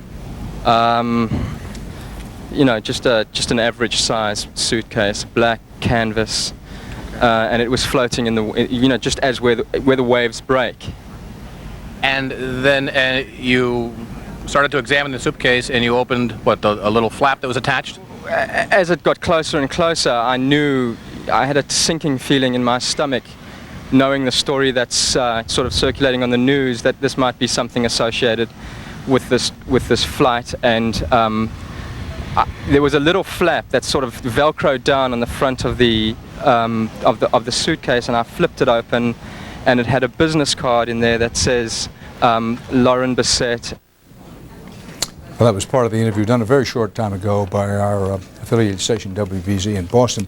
They're on scene with their own reporter at Gayhead. We have several reporters on scene as well, but perhaps the most riveting eyewitness testimony, we say eyewitness to some of the debris that had been recovered to be broadcast yet, was that interview. In an interview in the spring of last year, John F. Kennedy Jr. said that he had gotten his license a few weeks before. So when we say he'd had a license for 2 years, he may not have had his license for quite that long. He could have had a permit to fly before that time, of course. But during that time, he said that none of his relatives could be persuaded to fly with him. He told USA Today that, and I quote, "The only person I've been able to get to go up with me who looks forward to it as much as I do is my wife. The second it was legal, she came up with me." Now, John F. Kennedy Jr. went on to say, "Whenever we want to get away, we can just get in a plane and fly off," unquote. Always seems easy to just get in the plane and fly off. He was flying an aircraft, a new aircraft, new to him at the very least, that he had bought about 2.5 months ago. He'd owned a previous plane, a less capable aircraft, a lighter aircraft. He was stepping up to this Piper Saratoga, single engine, not a jet in any way, propeller-driven piston engine aircraft, which comes in a number of variations. And as was pointed out to us by Drew Secretary earlier, one version has retractable gear, another version doesn't. We're not exactly sure what version he had, but he was very proud of this Piper Saratoga, was John F. Kennedy Jr. He'd been getting himself checked out in it, had flight instructor help. There was for a long while today a belief that a flight instructor was along with him.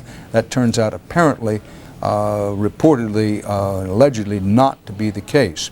We've noted earlier, note again in case you want to think about it or didn't know it, that he'd broken something in part of his lower leg, one of his lower legs. The cast was off, but a soft cast had been put on. He was seen at a Manhattan gymnasium yesterday before he went up to New Jersey to make this flight with a soft cast. He was working out with a soft cast. Now, whether that played into any way, whatever happened with the aircraft, we can't know. These are little pieces of information that make it interesting as we try to decide in our own opinion what may have happened to the airplane while we await further facts. I want to note for you that Bob Orr said about 45 minutes ago that unofficially, that some of his sources in Washington, which work at least around the periphery of the FAA, if not there itself, had indicated that they were working pretty hard on some pieces of the debris. Keep in mind that they have pieces of an airplane. They won't say it's John Kennedy Jr.'s airplane. They have pieces of a plane, and according to our reporter on scene, a lot of talk, they have a piece of a panel of the aircraft. They have a luggage tag with Lauren Bassett's card in it. They have luggage which eyewitnesses say they are convinced, having found the luggage, that it was luggage belonging to Lauren Bassett.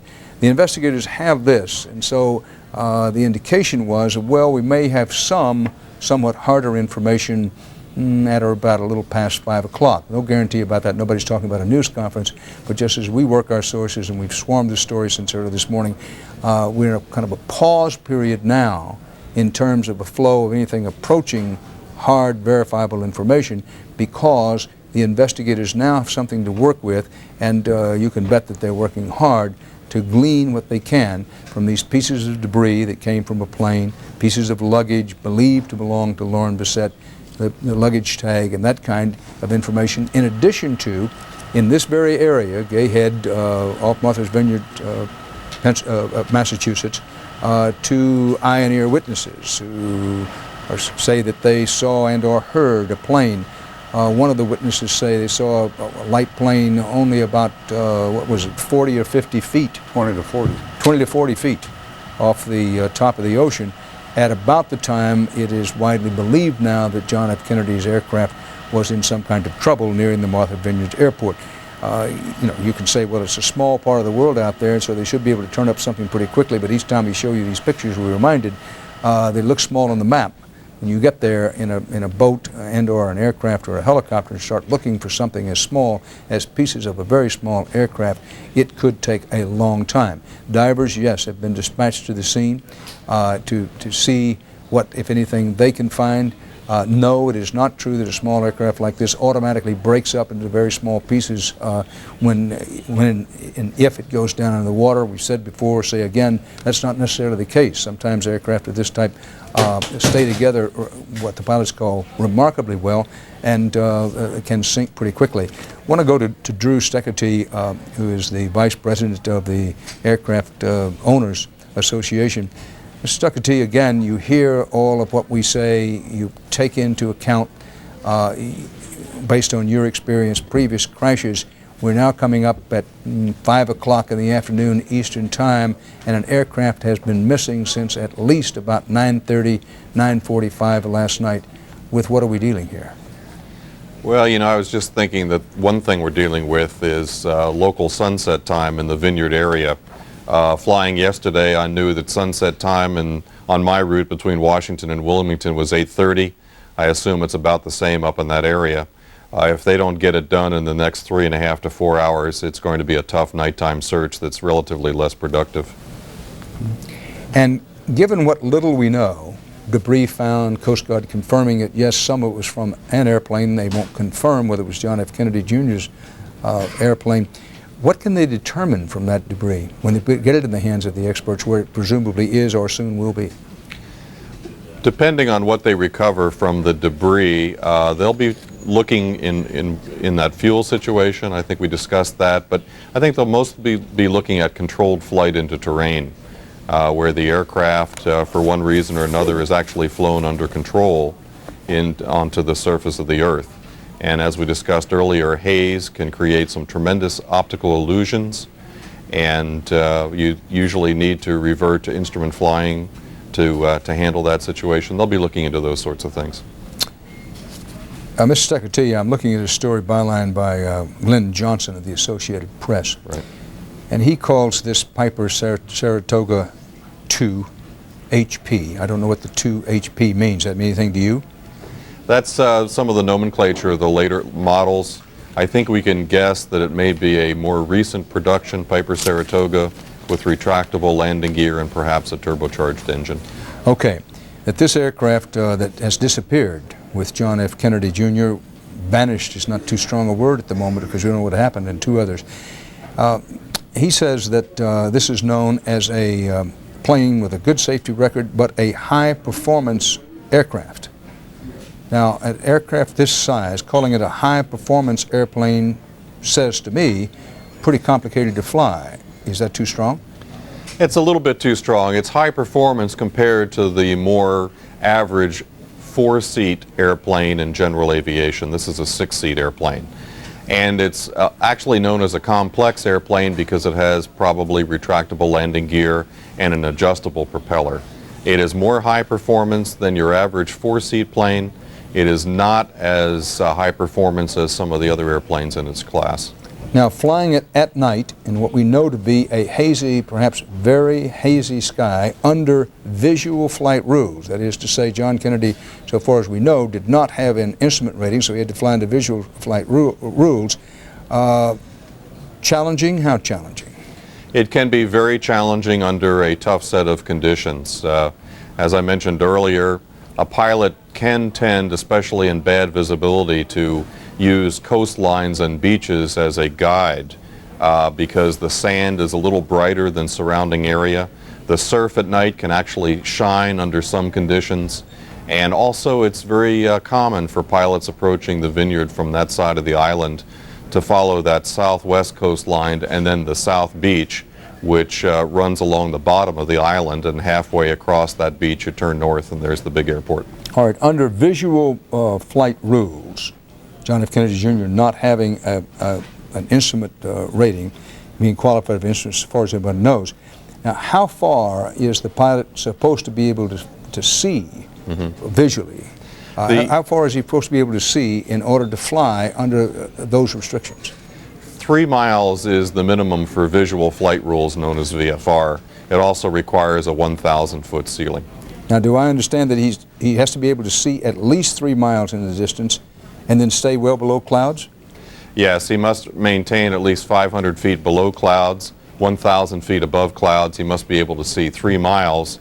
The definition is usually defined by reported visibility at the airport, however. Now, a pilot flying under these visual rules should be able to see exactly how far. When we talk about visibility, should you be able to see 5 miles, 6 miles, 7 miles?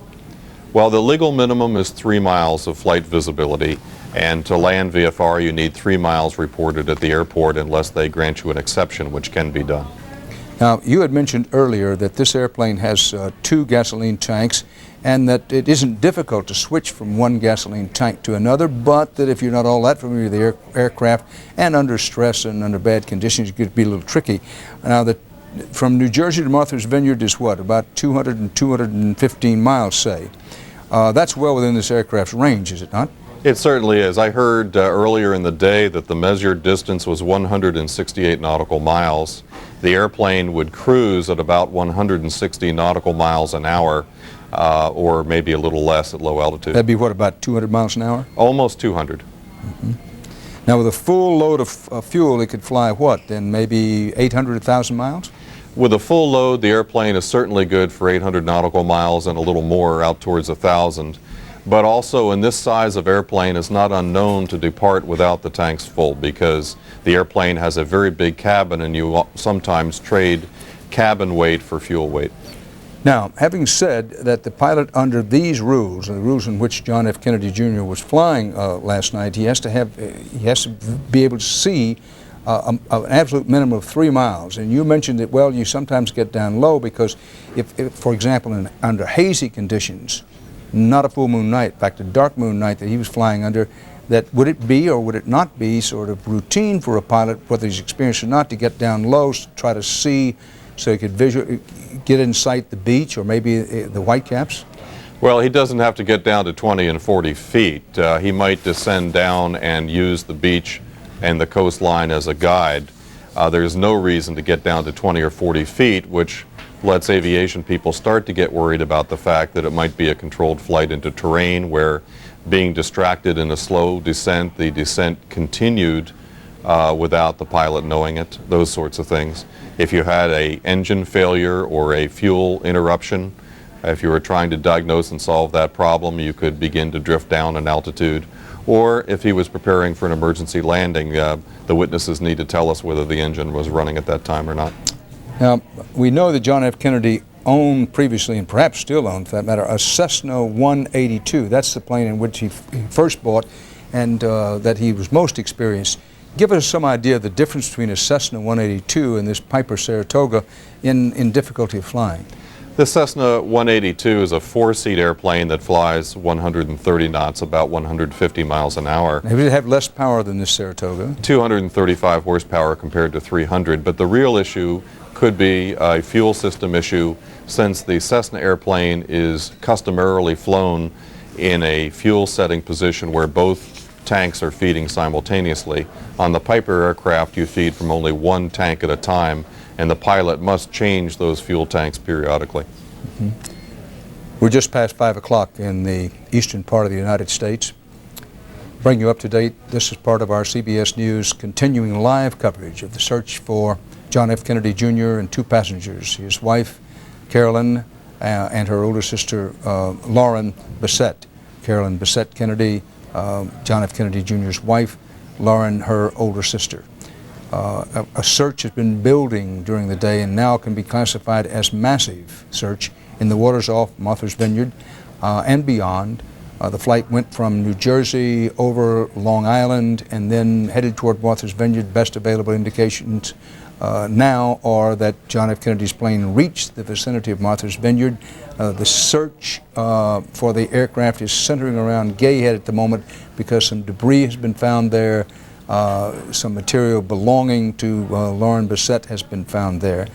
The Coast Guard does confirm that luggage from the plane was found along the beach area, and that's the reason they're centering the search there. Debris from a plane, the Coast Guard says. It will not confirm that the debris is from John F. Kennedy's plane. Search is being conducted just offshore in an area very similar to this, in fact, almost this precise area, videotape from our station WBZ in Boston.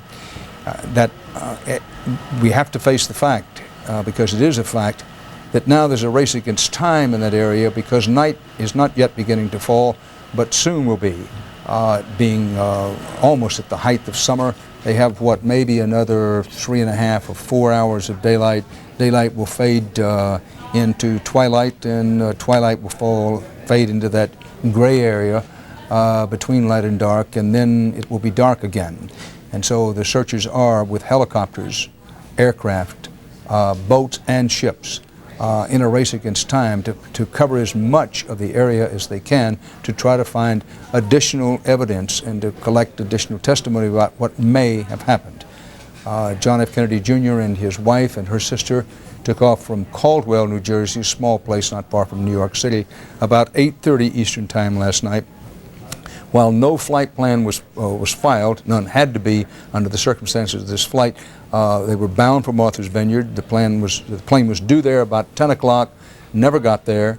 Radar contact is believed to have been made just after 9:30, believed to have been made about 17 miles west of Martha's Vineyard in that Gayhead area, and the aircraft was believed at that time to be down to about 2,000 feet. Footnote, bottom of the page, reminding again that there are two eye and ear witnesses who say that they saw and heard a small plane 20 to 50 or 60 feet off the water at about that time. That is 9:30 to 9:45. The plane is now 19 hours overdue. No sign of the aircraft, no sign of the people who were aboard the plane.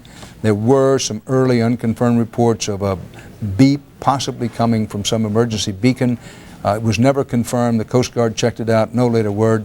And so at this point, the belief runs strong that there has been no emergency signal of any kind received from the aircraft, now 19 hours overdue.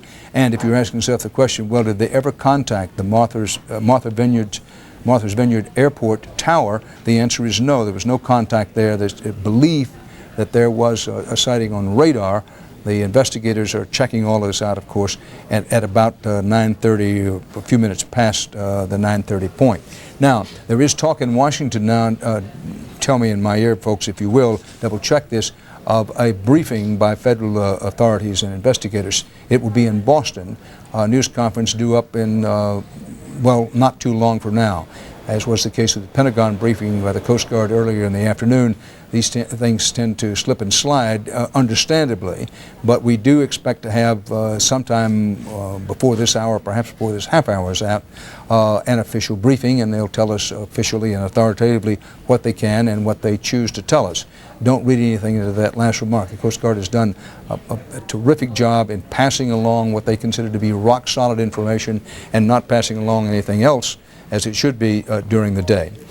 Go back to Bob Orr, who, again, if he's not checking with his sources or on the phone.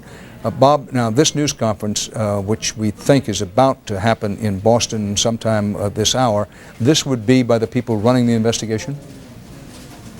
Dan, I'm sorry, I was on the phone with a representative at the Department of Transportation. Your question again? Not at all. Live television goes that way. First of all, did the head of the Department of Transportation have anything of value to pass along to you? Well, a little bit. We are told now that we are standing by for a news briefing from the Coast Guard. It will take place in Boston, I'm told, virtually at any time. They kind of loosely set the hour of 5 o'clock. They're frankly waiting for some more information from the search and rescue people, so that they have something presumably to tell us. We expect to hear from Admiral Rick Larrabee. Here's one important point, though, Dan. At this hour, it's the U.S. Coast Guard that is the lead authority in this operation.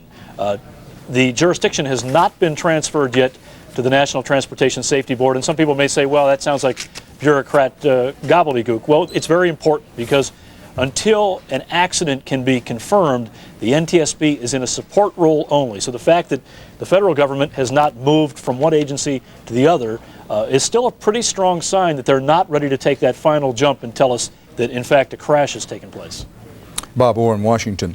I want to, if Dick Stuckety is still anywhere in the same area code with you, Bob, I hope that you'll ask him to get hooked up, because we have mentioned that John F. Kennedy Jr., a very private person insofar as he could make himself so, given his other responsibilities, including promoting his magazine, he'd broken something on one part of his lower leg or foot, and he, for a while, he believes he had a cast on it. But then yesterday, before he went to New Jersey to take off on this flight, he was seen, one of our CBS News reporters saw him at a gymnasium in Manhattan, and he had a soft cast on, that, you know, the after cast, if you will, and was working out with that. It's unclear to me whether one needs one's feet, both feet, to fly a Piper Saratoga. And if you're there, Mr. Secretary, could you clear that up for us? Because I understand some folks at home are a bit confused. Okay, he's a licensed pilot. He doesn't have an instrument rating. He's going to fly by sight. Does he need both feet to fly this aircraft? You use your feet in an airplane to steer the rudder pedals. If you depress your left foot, that makes the airplane turn to the left. If you press on your right foot pedal, it makes the airplane, it helps the plane turn to the right. People do fly with casts on their legs. I don't think it would be a tremendous big deal here, especially since the Saratoga is a relatively larger single-engine airplane. It could possibly be an issue in egress from the airplane in an emergency evacuation on the water. I doubt that really it plays any role at all. You doubt it plays any role at all. The news conference in Boston, this is to be another Coast Guard news conference to bring you up to date on the official information they intend to pass along, is beginning to take shape. And let's go to that right now. The Admiral will have about 10 minutes to answer questions after the summary. When you are asking your questions, please identify yourself and your organization so that if we cannot answer your question on the spot, we can get that information back to you as soon as possible. In order to give everyone a chance, we request that you please ask only one question and a follow-up. Here is Rear Admiral Richard M. Larrabee, Commander, 1st Coast Guard District. Scary. Good afternoon.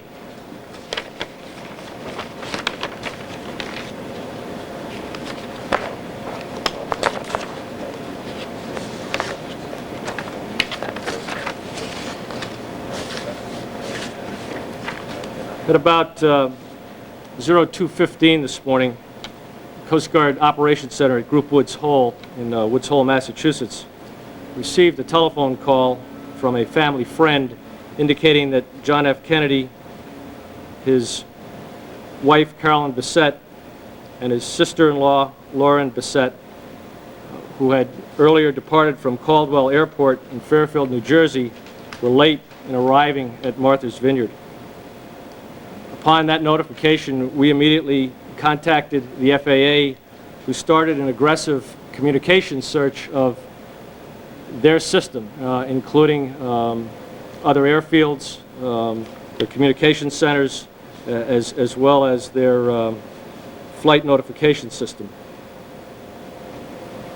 At the same time, the FAA contacted the U.S. Air Force Rescue Coordination Center at Langley Air Force Base, who coordinates these types of incidents in the case of overdue aircraft, and they begin their procedures as far as their search was concerned. These types of searches in the alert phase begin with this kind of effort. It's a communication search, it's to confirm information, it's to check flight plans and those types of things. At about 03:30, the Air Force got a positive hit on an ELT, a 121.5 EPIRB going off over land on the northern portion of Long Island. To be safe, they contacted us and asked us to get a boat underway, and we did an extensive search of the northern portion of Long Island from about 03:30 until about 06:30 this morning with negative results. At about 7:30 this morning, we began a more aggressive search using Coast Guard and Air Force assets, coordinated out of this office here in Boston, deployed a Coast Guard HU-25 to search Long Island Sound, deployed 2 Coast Guard H-60s to search the area between Martha's Vineyard and Montauk, Long Island, and then deployed an Air Force C-130 to search the southern portion of Long Island. At this point, we didn't have any better information because we did not have a flight plan. We had a time of departure, but did not have any other good information, and so we found ourselves searching a very large area. As the morning went on, and as we coordinated our efforts with both the Air Force and the FAA, it became apparent that with the ability to go back and review radar information, that we were able to narrow down the focus of our search. And by about 1 o'clock this afternoon, we had narrowed that focus down to an area of about 17 miles southwest of Martha's Vineyard, consistent with the kind of flight path that we would expect flying VFR from Caldwell, New Jersey to Martha's Vineyard. At about that same time, we got reports of debris being found on the beach by the state police, and we have since confirmed that some of that debris has come from the aircraft. So we've been able to narrow our search now down to the area around Martha's Vineyard. We currently have a number of Coast Guard surface assets, 1 Coast Guard H-60 and 2 Air Force H-60s, extensively searching the area south of but around Martha's Vineyard. And we will continue to do that until we run out of light tonight.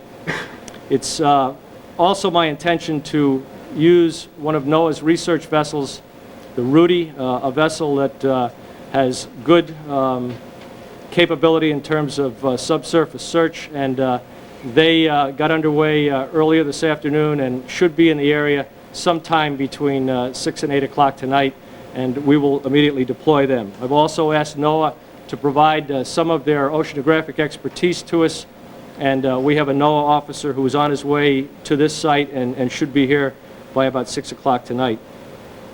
My intention is to also employ Navy assets, and we have gone to the Navy Supervisor of Salvage and asked them to begin to look at what assets they might be able to bring to bear on the case. It is our intention to keep searching. We are still in the search and rescue phase, and I want to underscore that. The importance of us doing a thorough search out there is what we're focused on, and we're going to do everything we can to continue to investigate the current information on future debris and to continue to search for survivors.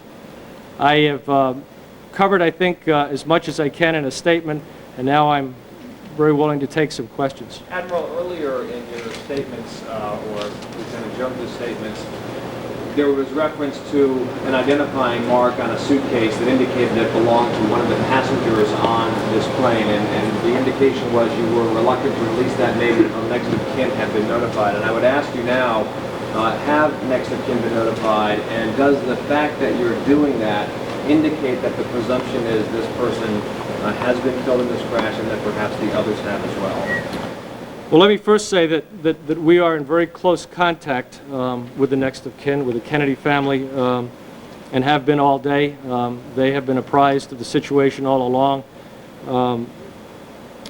I can't tell you personally the name on the tag, but I can tell you that we have confirmed that that luggage was from this flight. And that's all I'll say about that. I won't speculate as to any further information.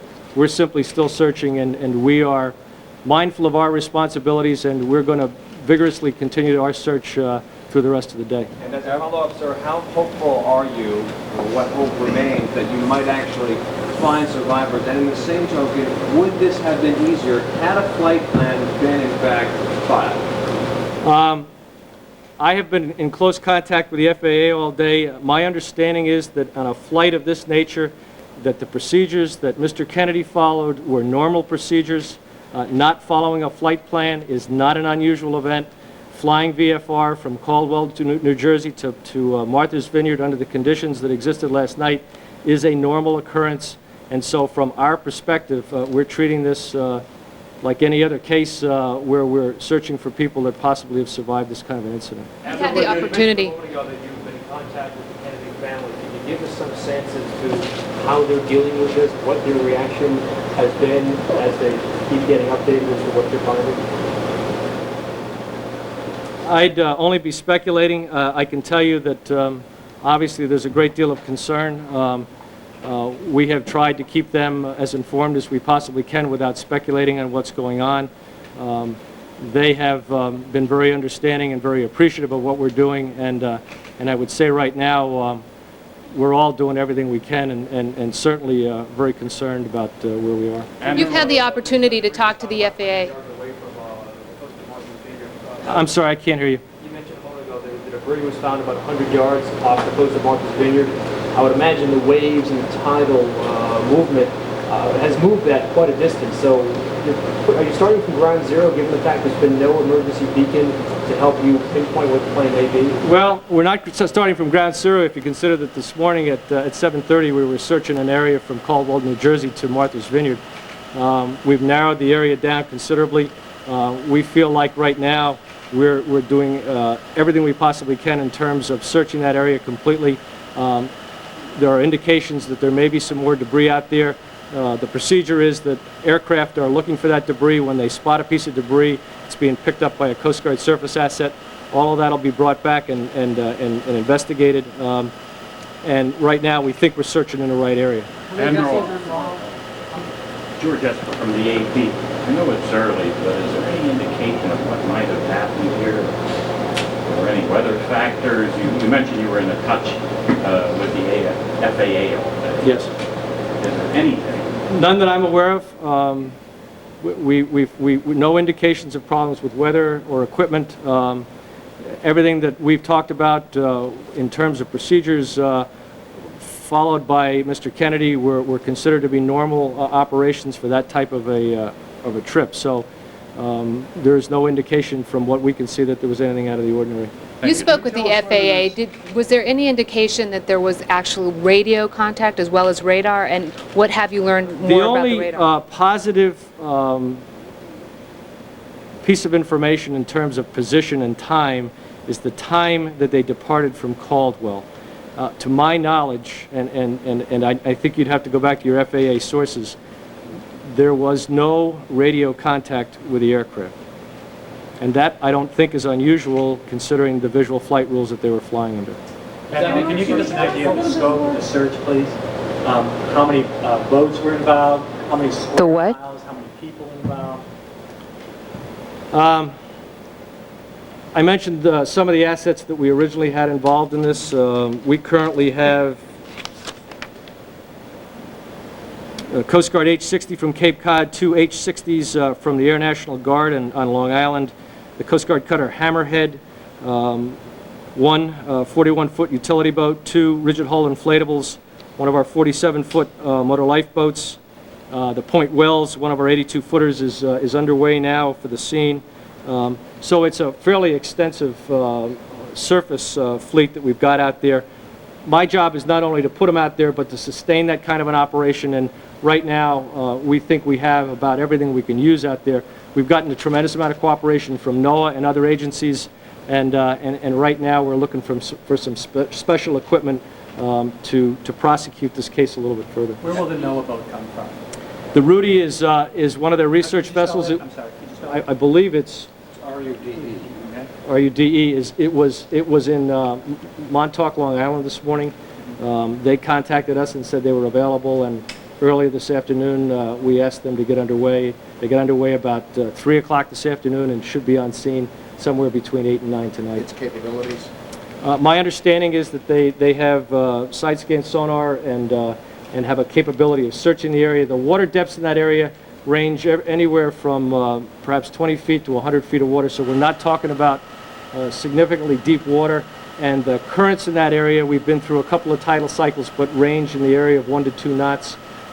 So we're going to see some movement, but not real serious current problems. Admiral, judging from where the debris was found and judging from your knowledge of tides and currents, can you backtrack anything at all to say how far that debris could have traveled from point A to point B? I'd be speculating.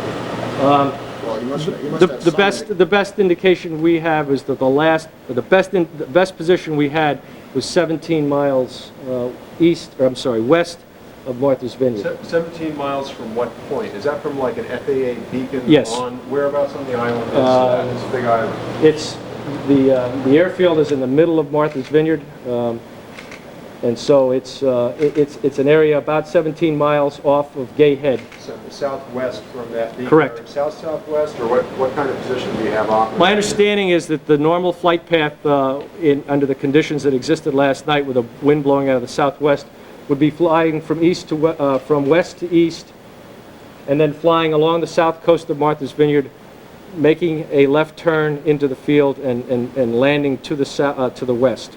You mentioned that you'll be going in as long as light allows you to go, but if you have sonar capabilities, and I don't know what else NOAA will do. No, we will continue to use them tonight. That would be my plan. And that's the subsurface vessel that you were talking about. You'll be at this all night. Area of water What size debris that you're looking at? How many square miles of water do you have to search?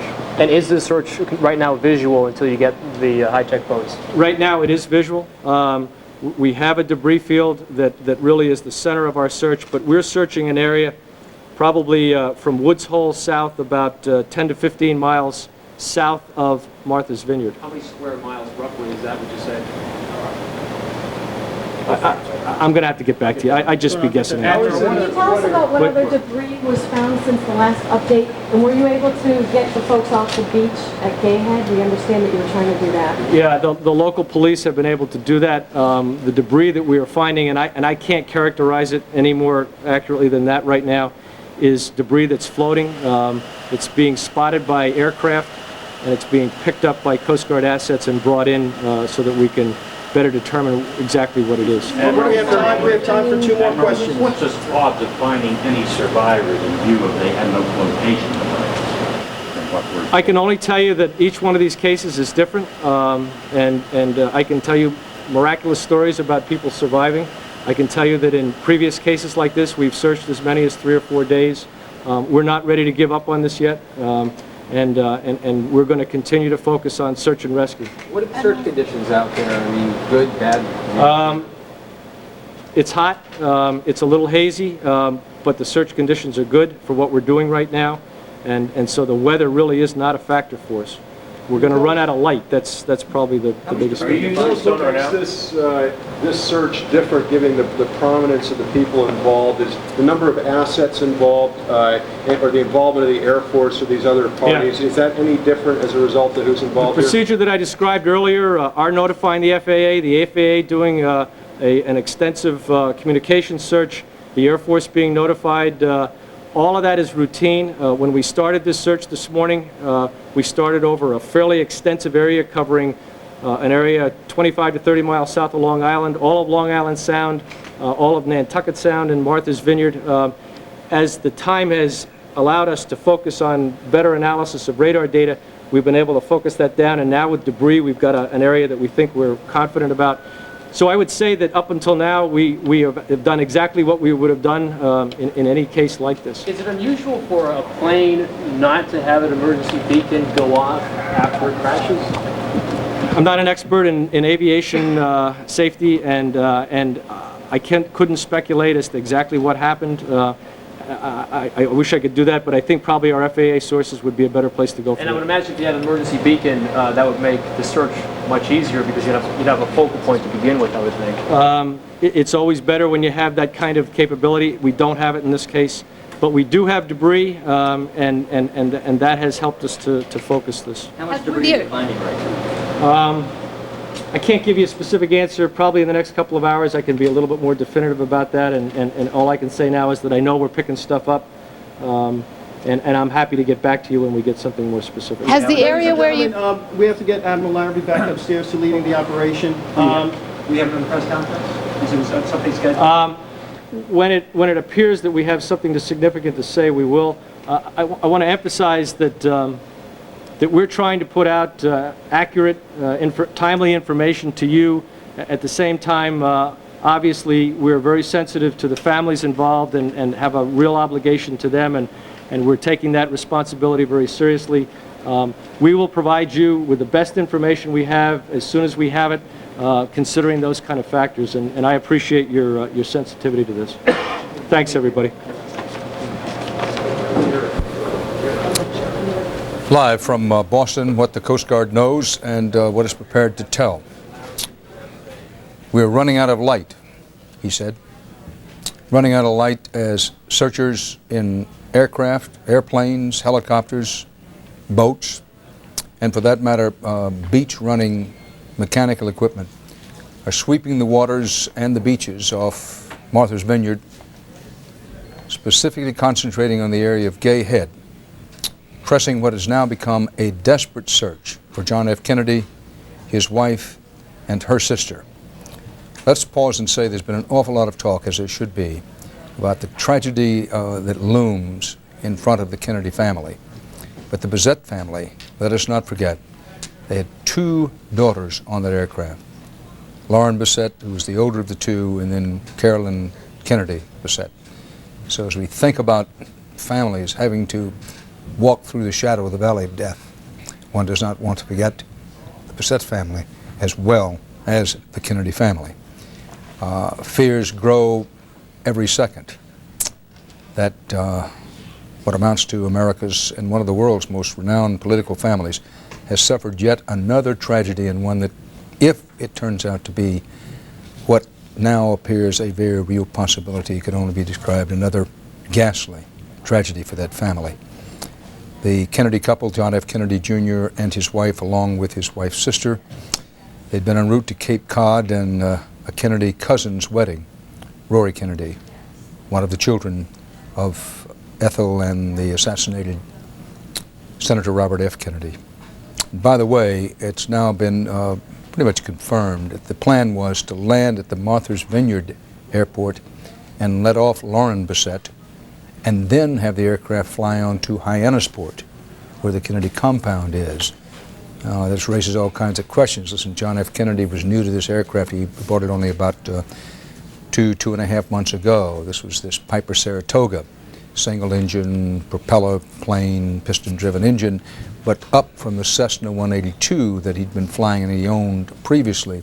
Not a particularly complicated aircraft, but he'd gotten his permit to fly only about 2 years ago, flying in what amounts to a dark night, not a moon night, under conditions in which he needed to be able to see. He wasn't flying on instruments, he wasn't instrument qualified. He had to have, in effect, line of sight, 3 miles minimum visibility. Question, did he have that? A lot of haze was beginning to gather in the area where he intended to land, Martha's Vineyard. So in that whole situation, we have an aircraft now that's overdue many, many hours, and now it's a fight against time before darkness envelops the area. It isn't to say the search can't go on in darkness. It probably will go on in darkness, but obviously it makes it much more difficult to find anything. That the majority of the coverage has centered on the Kennedy family, but as we say, the Bissett family, it should be very much in our minds. Now, with all that, by way of bringing you up to date on what is happening, what we know, what we don't know, let's go to Bob Orr, our CBS News correspondent who specializes in aviation affairs in Washington. Bob. Dan, I think all of us through the day have been very cautious, and rightly so, and certainly the Coast Guard is striking that cautious note too. But there is an inescapable fact here, and that is that the Coast Guard, the lead investigative agency at this hour, is now talking in terms of a debris field, and it's not lost on anybody that you don't have a debris field in most cases unless you have an accident. This just coincidentally, another terrible ironic twist. Today is the 3rd anniversary of the crash of TWA Flight 800, that awful calamity off the coast of Long Island. And hearing these kinds of phrases, debris field, brings back the haunting memories of that. Dan, I do want to tell you we have a little bit of new information in terms of the weather last night in the Martha's Vineyard area. At about the time that John Kennedy and his family was due to land, this is according to Brian Norcross, our meteorologist at WFOR in Miami, the weather at the Vineyard was clear skies and 10 miles visibility. That's pretty good, and that's good enough for visual flight.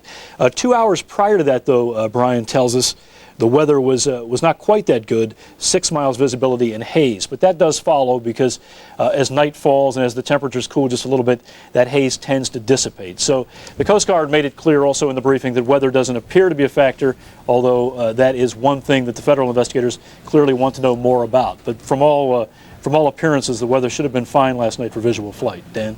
Footnoting bottom of the page that haze is very difficult to determine sometime, even under the best weather equipment, and we've mentioned it time and again today because there was haze in the area. Although I take your point, Bob Orr, that officially the Weather Bureau says at the time that the plane is believed to have disappeared, vanished, the visibility was officially about 10 miles, a little bit earlier, been down to 6. Hard to know in any patchy area, in any small area. We all know that with these islands and peninsulas in the Northeast, that the weather can vary greatly, just sort of mile to mile. Our Boston station WBZ TV interviewed Mike Denziger, a friend of John F. Kennedy Jr., John F. Kennedy Jr., who owns a plane just like John F. Kennedy Jr. And here's some of what he had to say in this interview just a few minutes ago. As Casey mentioned, you are a friend of John F. Kennedy Jr. What kind of pilot was he? Is he a confident kind of pilot? He's only been flying for a little while, I understand. Well, even though he'd only been flying for a little while, it takes a whole lot to become a pilot. It's not like getting a driver's license where you do a couple of broken U-turns and they give you your license. You have to have many, many hours of flying, and you have to take a written test, and then you have to take a practical test. So anybody who has a pilot's license certainly has a certain modicum of experience, and he was a private pilot, and therefore he was experienced. He didn't, however, have his instrument rating, which meant that he was limited in what he could do when he was flying in an airplane. Now, you had the exact same airplane as JFK Jr. Are you comfortable with the plane? It's a Piper Saratoga. Could you describe what it's like? Yeah, first of all, I'm perfectly comfortable with the plane. It's a great airplane. It's a 6-seat airplane, 2 seats in the front, one for the pilot who sits in the left, and then there's another seat in the right where my 4-year-old usually sits, and then there are 4 seats facing each other in the back, and there's room for 150 pounds of luggage behind the seats and another 100 or so pounds in the nose gear, and there's two gas tanks or fuel tanks, one on either wing. Mike, you said that John didn't have his instrument rating. He did have the VFR. What can't you do without that? I mean, what are you limited to? Well, you can't fly in inclement weather. You can't fly if the visibility is less than 3 miles going forward, or the ceiling, the cloud ceiling, is less than 1,000 feet down. So basically, if it's anything but a really, really nice day, you can't fly if you don't have your instrument rating, or you shouldn't. Now, I know that when you spoke with John F. Kennedy Jr. last, he did not have a Piper Saratoga, that you in fact talked to him about the plane, and you were quite enthusiastic about it. Right, he had a Cessna 182, which is a great training airplane, and it's a great airplane, and it's a 4-seater with a high wing, and the Saratoga has a low wing, and also the 182 has fixed gear, meaning you don't have to lower them and bring them up when you fly. And he was interested perhaps in getting a plane that could go a bit faster and carry more of a load. I actually spoke a couple of weeks ago to a man at Essex Airfield, where he flies from, out of Caldwell, who sold him his plane because I was talking about perhaps getting a different plane. Well, we lost our picture there. You see how that interview was going. A friend of John F. Kennedy Jr. talking about what his capabilities were and were not in what was a new aircraft for John F. Kennedy Jr. Reminding again that John F. Kennedy Jr. had some problem with one of his legs, lower leg or foot, was seen in a soft cast. A hard cast had already come off. And yes, the feet come into play in flying the aircraft, but Drew Stuckety, who's an expert on these matters, said that he would be very surprised that if that was a factor in whatever happened. Yes, it was possible, but unlikely to have been much, if any, of a factor in that. We pause to say that at this hour, with night now beginning to encroach again in the search area, and the plane coming up soon to be, what, 20 hours overdue very soon. Clearly what's needed now is a miracle, or something very close to it. If there's going to be any good news, it's going to require a miracle. Now, miracles happen, and sometimes what we least expect occurs. And the Admiral speaking for the Coast Guard a few minutes ago made it clear the Coast Guard is not at the point now that they're going to say that there are no survivors from this crash. In fact, he did not even confirm that the John F. Kennedy aircraft had crashed, but he did the next thing in outlining what the debris that they had found. Let's go to CBS News correspondent Hattie Kaufman, who's at the Kennedy's Hyannisport compound. Hattie? Well, Dan, I think there are a couple of words that the Kennedy family inside must have seized on when they heard the Rear Admiral of the Coast Guard say them. Survivors, that they are still searching for survivors, that has got to have given some hope to the folks inside. There was another comment that said there have been stories of miracle survivors before. I can only imagine that they are seizing on these words of hope. On the other hand, during that briefing, they did mention that the daylight is fading, and I can see that from where I am now. I can also see the whitecaps out on the water, which has got to make any search tough. I don't know how many folks are inside still. We've seen a few of the guests leave. We've seen some of that wedding apparatus being torn down and carried out. The wedding was supposed to take place, let's see, in about 20 minutes from now. The wedding that John F. Kennedy Jr. and his wife and his sister-in-law were flying to attend. We've seen some people carrying some things out. We've seen some guests leave. On the other hand, we've seen some people arrive. Not long ago, former Congressman Joseph Kennedy Jr. arrived to join Senator Edward Kennedy, who is inside and who has been playing a key role in terms of being on the phone with the Coast Guard and on the phone with the other search parties and kind of coordinating things from here. It is calm looking on the outside, but there is that activity taking place. It is kind of the headquarters of the search. Dan? Hattie Kaufman at Hyannisport. Dick Reeves' biography of the Kennedys. Listen, no matter how many times you hear it, this is heart-wrenching. The wedding, she said, it was taking down the wedding apparatus, what was to be this joyful, happy day, happy occasion to which John F. Kennedy Jr., his wife, and his wife's sister were flying, and to have the wedding canceled, and then the trucks already beginning to back up to take it away. With the Bissett family and with the Kennedy family, I mean, you know, what can one say? And no wonder around the world it's known as a star-crossed family. Yes, in thinking one thing over the years that happens is that, and one of the things that's unusual about the Kennedys, and I suppose one of the reasons that we get these kind of peaks and valleys they go from these shimmering peaks to these profound valleys, is precisely because there are so many of them. And today, big families are not common. So that there are so many targets out there for fate.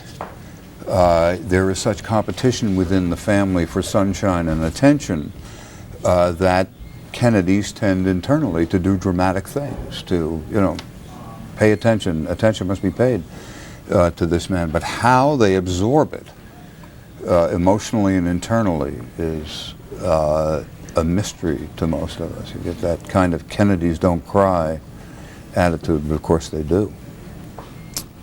Well, picking up on that point, John F. Kennedy Jr. himself said, and I quote him directly in answer to a Vogue magazine questioner in the early 1990s, he said, quote, "It's hard for me to talk about legacy or a mystique. It's my family, it's my mother, it's my sister, it's my father. We're a family like any other. We look out for one another.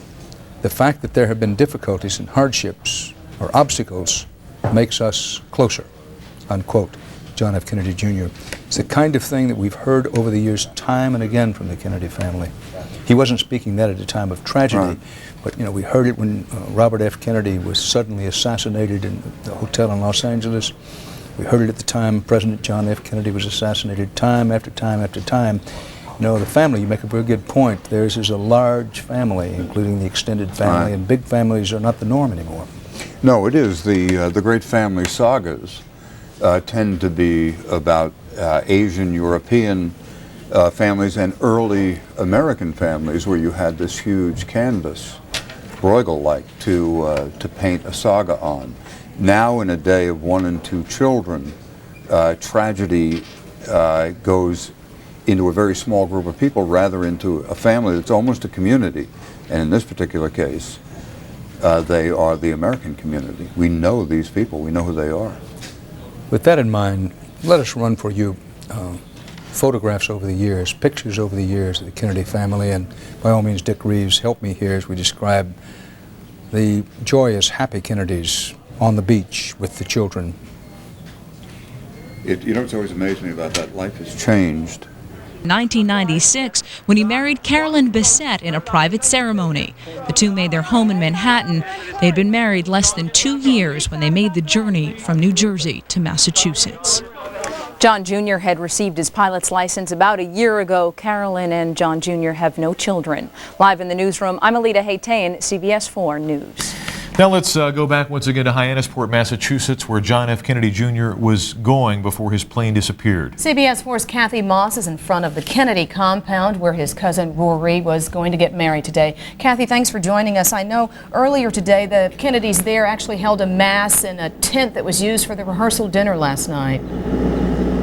Well, first of all, Angela, I do want to clear up a little misunderstanding. We are in Long Island, off of Mattituck. This is originally where the search had started, and we were under the impression that in the middle of the night there was some kind of emergency beacon that was picked up here at the marina here in Mattituck. And so because John F. Kennedy Jr. and those on board did not have a flight plan, it was really like looking for a needle in a haystack. There was a very large area that was originally searched off the North Atlantic waters. Now, as the day is progressing, and of course we're losing the precious light, the Coast Guard late today told us that the search has narrowed down to a 17-mile area around Martha's Vineyard. So as you can imagine, up in Martha's Vineyard and Cape Cod and the whole area, it is really one massive undertaking of a search. Kathy, as long as we have you in Long Island, certainly one of the doubly haunting things about this entire story is that it comes on the anniversary of the crash of TWA Flight 800. What are the people in Long Island thinking of all of this on such an ironic day that this happens? It is really an ironic day. You really touched on something that's very poignant and eerie almost here on Long Island. Of course, that TWA crash 3 years ago really shook this area. And from what I'm learning, many of the vessels and aircrafts and emergency personnel who participated in that search and rescue mission originally 3 years ago are now back here. And they are employing the same kind of equipment to search for the Kennedy plane. So there are very few parallels, but it's just a poignant situation that today this had to happen on the 3rd year anniversary of that horrible crash. Kathy Moss, live off Long Island. Thank you so much. Our live team coverage continues on this developing story. Next at 6, we'll take you inside the type of plane that Kennedy was flying. I'm Lisa Campos, live at North Perry Airport with more information on the Piper Saratoga, the type of plane that JFK Jr. was flying. The story coming up live on CBS 4 News. Kennedys are not strangers to tragedy. We'll explain how it spans generations. It's certainly been a mixed bag of weather here in South Florida today. And even though our real-time radar is quiet right now, get ready for more of a mix tomorrow, Sunday. I'm Gary Travers. My forecast is coming up shortly. Stay tuned. He didn't know if he had heartburn or heart disease. Her parents didn't know if she had allergies or asthma. And she didn't know if she had a lump or a tumor. But they all came to the University of Miami-Jackson Memorial Medical Center. Experts in treating everything from the most serious illnesses to routine medical problems. And they all came out glad they came here. The University of Miami-Jackson Memorial Medical Center. We know.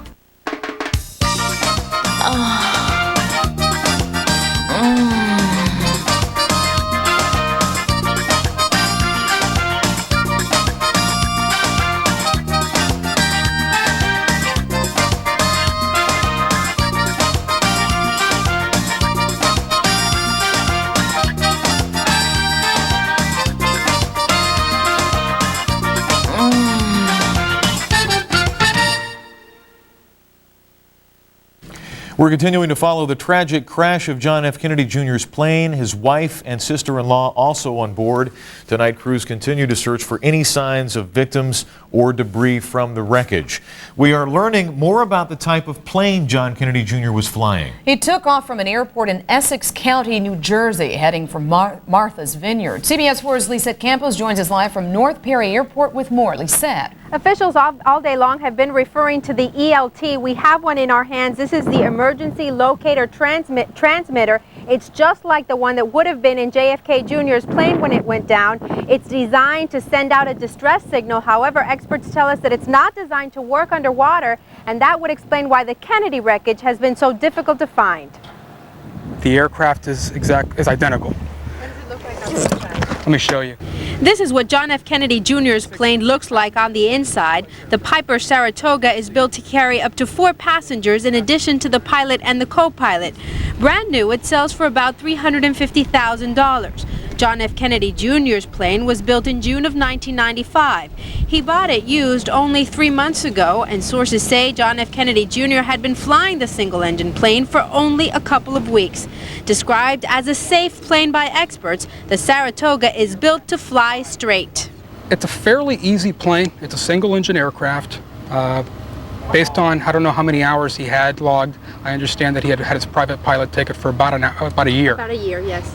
I don't know how much time he actually accrued during that time. It is an easy aircraft to fly.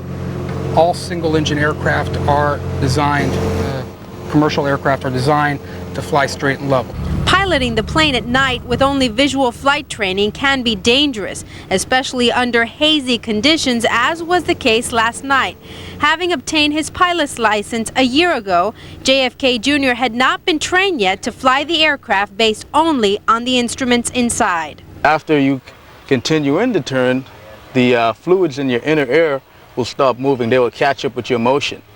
Now your body signal is telling you that you're not turning anymore. So now you think, your body tells you that you're flying straight, but you are in a turn. The only thing that'll let you know you're in the turn is your instruments.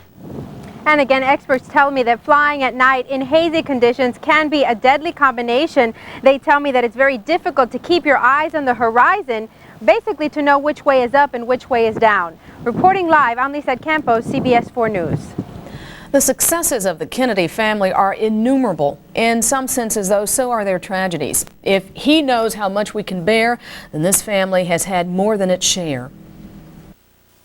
In 1944, during World War II, Joseph P. Kennedy Jr., son of Joseph and Rose, was killed in a plane crash.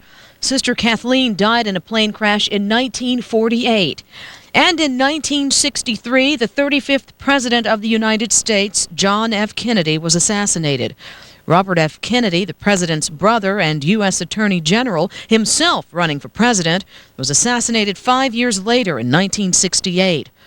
Robert's son David died of a drug overdose in 1984, and son Michael died in a skiing accident in Aspen in 1997. Edward Ted Kennedy was critically injured in a plane crash in 1964 and was embroiled in a scandal after he drove his car off a bridge. His aide found dead in that car. Our CBS 4 News team will continue to work on this developing story. Involving the massive air and sea search for John F. Kennedy Jr. and his plane, also on board his wife and sister-in-law. The latest coming up. Hi, I'm attorney George Goldberg. I handle personal injury, workers' compensation, and wrongful death cases here in South Florida. If you, a friend, or a loved one has been injured in an accident and need legal representation, I would like to help. My office is conveniently located in Miami on Brickell Avenue. Call 305-536-3430 to discuss your case over the phone or to set up an appointment. Call me to protect your rights. First you hold it in your hands and you squeeze it real tight. Slowly bring it to your mouth, take a Bud Rocker bite. Then your lips begin to smile and feel Bud Rocker right. And now you know just what it's like to do the Bud Rocker, yeah. Let's switch gears just a little bit for a moment and talk about our weather. Hi, Gary Travers. Hi there. It was a little wiggly out there today. It was wiggly. Yeah, it was sun and showers and clouds and that type of thing, and I think it's going to be wiggly again tomorrow, perhaps even more so. But hopefully a little bit of sunshine out there as you get out there and do your Sunday activities. We've got a little feature that's moving through the area, and that is increasing the cloud formations. We had some very impressive ones out there today, but probably most folks would have preferred to see fewer of them, and a few of those did rain on us for sure. It's only 81 degrees right now. That's very low for this hour of the day, this time of the year here at CBS 4. A little bit warmer in Fort Lauderdale. Humidity on the high side makes it feel a little bit warmer than it is. We've had 1/10 of an inch of rain so far here today at CBS 4. Take a look at our real-time radar. Now, earlier we had some good showers moving through just an hour and a half ago, especially in Miami-Dade County, but things have gotten very quiet right now and there's just nothing out there. So let's take a look at the radar in motion long range. This gives you a better idea of what has occurred earlier today. Lots of showers moving through, as you can see, but check this. A nice clear patch out there right now, and if you're having some outdoor activities over the next couple of hours, you should be very safe for that. Something could refire quickly, but in the meantime, we're looking very good right now. There's certainly a break in the weather, but you see this rotation here? This is a upper air low pressure center that's moving through, and that is going to be a trigger mechanism for more wiggly weather for tomorrow. Take a look at our forecast in South Florida. A couple of rainy spots tonight. A few could be heavy, but like I say, if you get out there in the next couple of hours, things look fine. A bit of sun tomorrow, but clouds and showers will be spending the day with us again. The high 88 78 degrees. Southeast 10 to 15, seas 2 to 4, bays a moderate chop 85. Still a little showery on Monday as this thing continues to roll on past. Then Tuesday, Wednesday, and Thursday back into a more normal summertime pattern. That's our weather. Steve and Angela. Thank you, Gary. Fears are growing tonight as the search continues for the plane of John F. Kennedy Jr. Debris believed to be from his aircraft is found washed ashore in New England. We'll have more on this developing story on this special edition of CBS 4 News at 6. Right now, Showtime's the one to watch for movies that will blow you away. Deep Impact. Hold on tight for earth-shattering Hollywood hits. Godzilla. Jim Carrey in The Truman Show. The Mask of Zorro. And TCI Digital Cable brings you more of what you want with an easy-to-use on-screen guide. Plus, order TCI Digital Cable along with Showtime and you'll get Showtime 2 at no additional charge. Order Showtime with TCI Digital Cable now. Installation's just $9.95. Call 1-800-CABLE-ME now. That's 1-800-CABLE-ME. In the market for a new used car?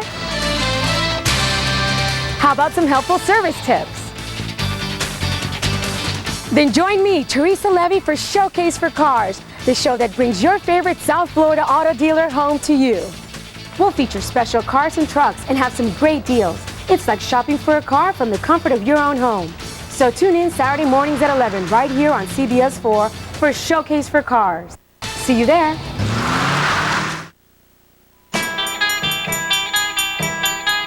Let's take a trip back to a time when memories and music were made to last. Now, Cornerstone Promotions brings you Rockin' Instrumentals, featuring 34 of your all-time jukebox favorites.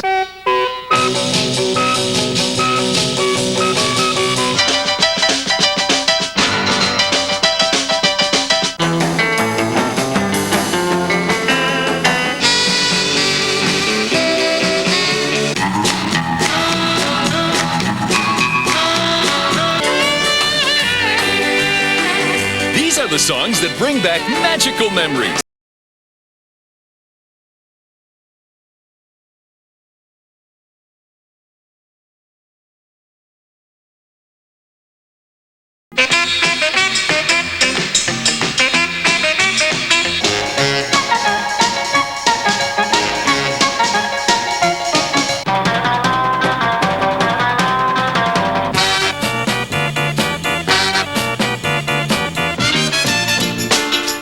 Is not sold in stores.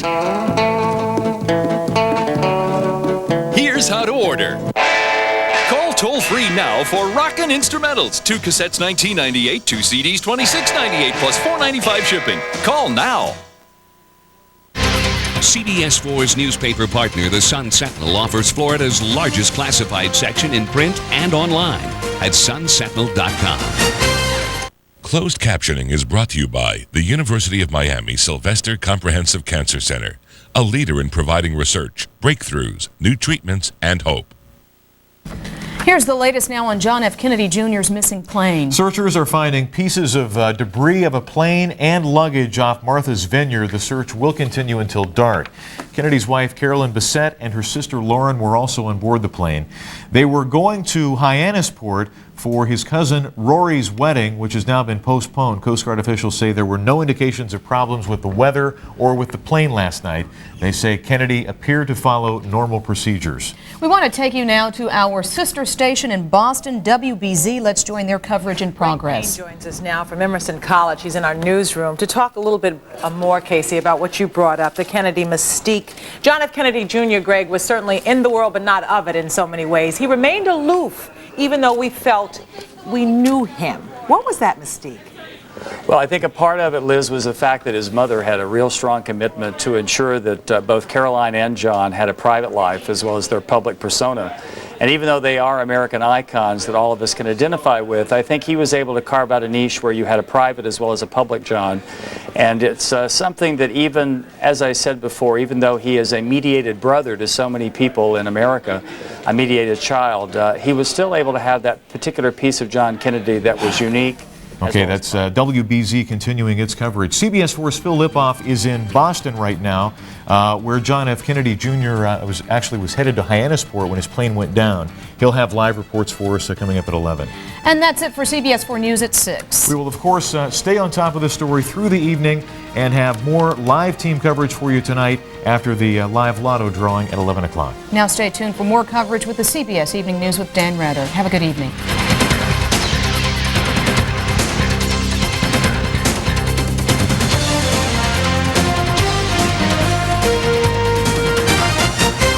Michael Landon's daughter speaks out. Plus, was Eyes Wide Shut only a movie? And When Animals Attack, Hollywood style on ET.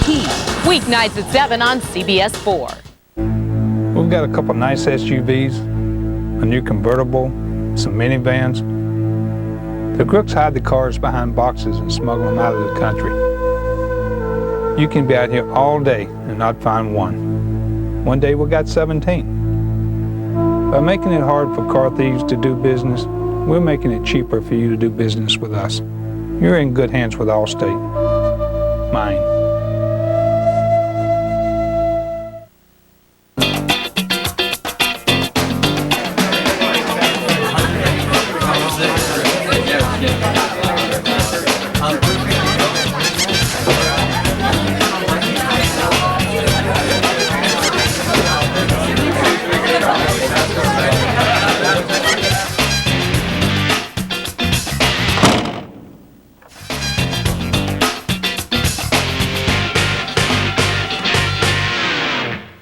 John F. Kennedy Jr.'s plane vanishes in the night. CBS 4 News' Phil Lipoff is live on the scene to bring you the very latest. And stay with CBS News Network of reporters piecing together the clues, the latest facts, and the fate of JFK Jr., his wife, and her sister. To see somebody's luggage floating in the water, I mean, it's just a gut-wrenching thing to find. The search for John F. Kennedy Jr. continuing coverage on CBS 4 News. One question aroused fierce passions for centuries. What's for dinner? Until the day a great mediator appeared. The new Maytag Gemini range.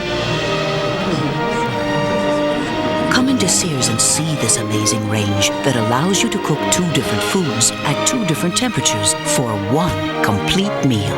Now get free delivery with mail-in rebate during Maytag Week at Sears. The Crown Prince of Camelot, missing and feared dead in a plane crash off Martha's Vineyard. The fate of John F. Kennedy Jr. and his wife Carolyn and her older sister Lauren, still unknown at this hour. The only son of our 35th president carried the banner of his family's legacy. As a small boy, John John's brave salute to his father won the hearts of the world.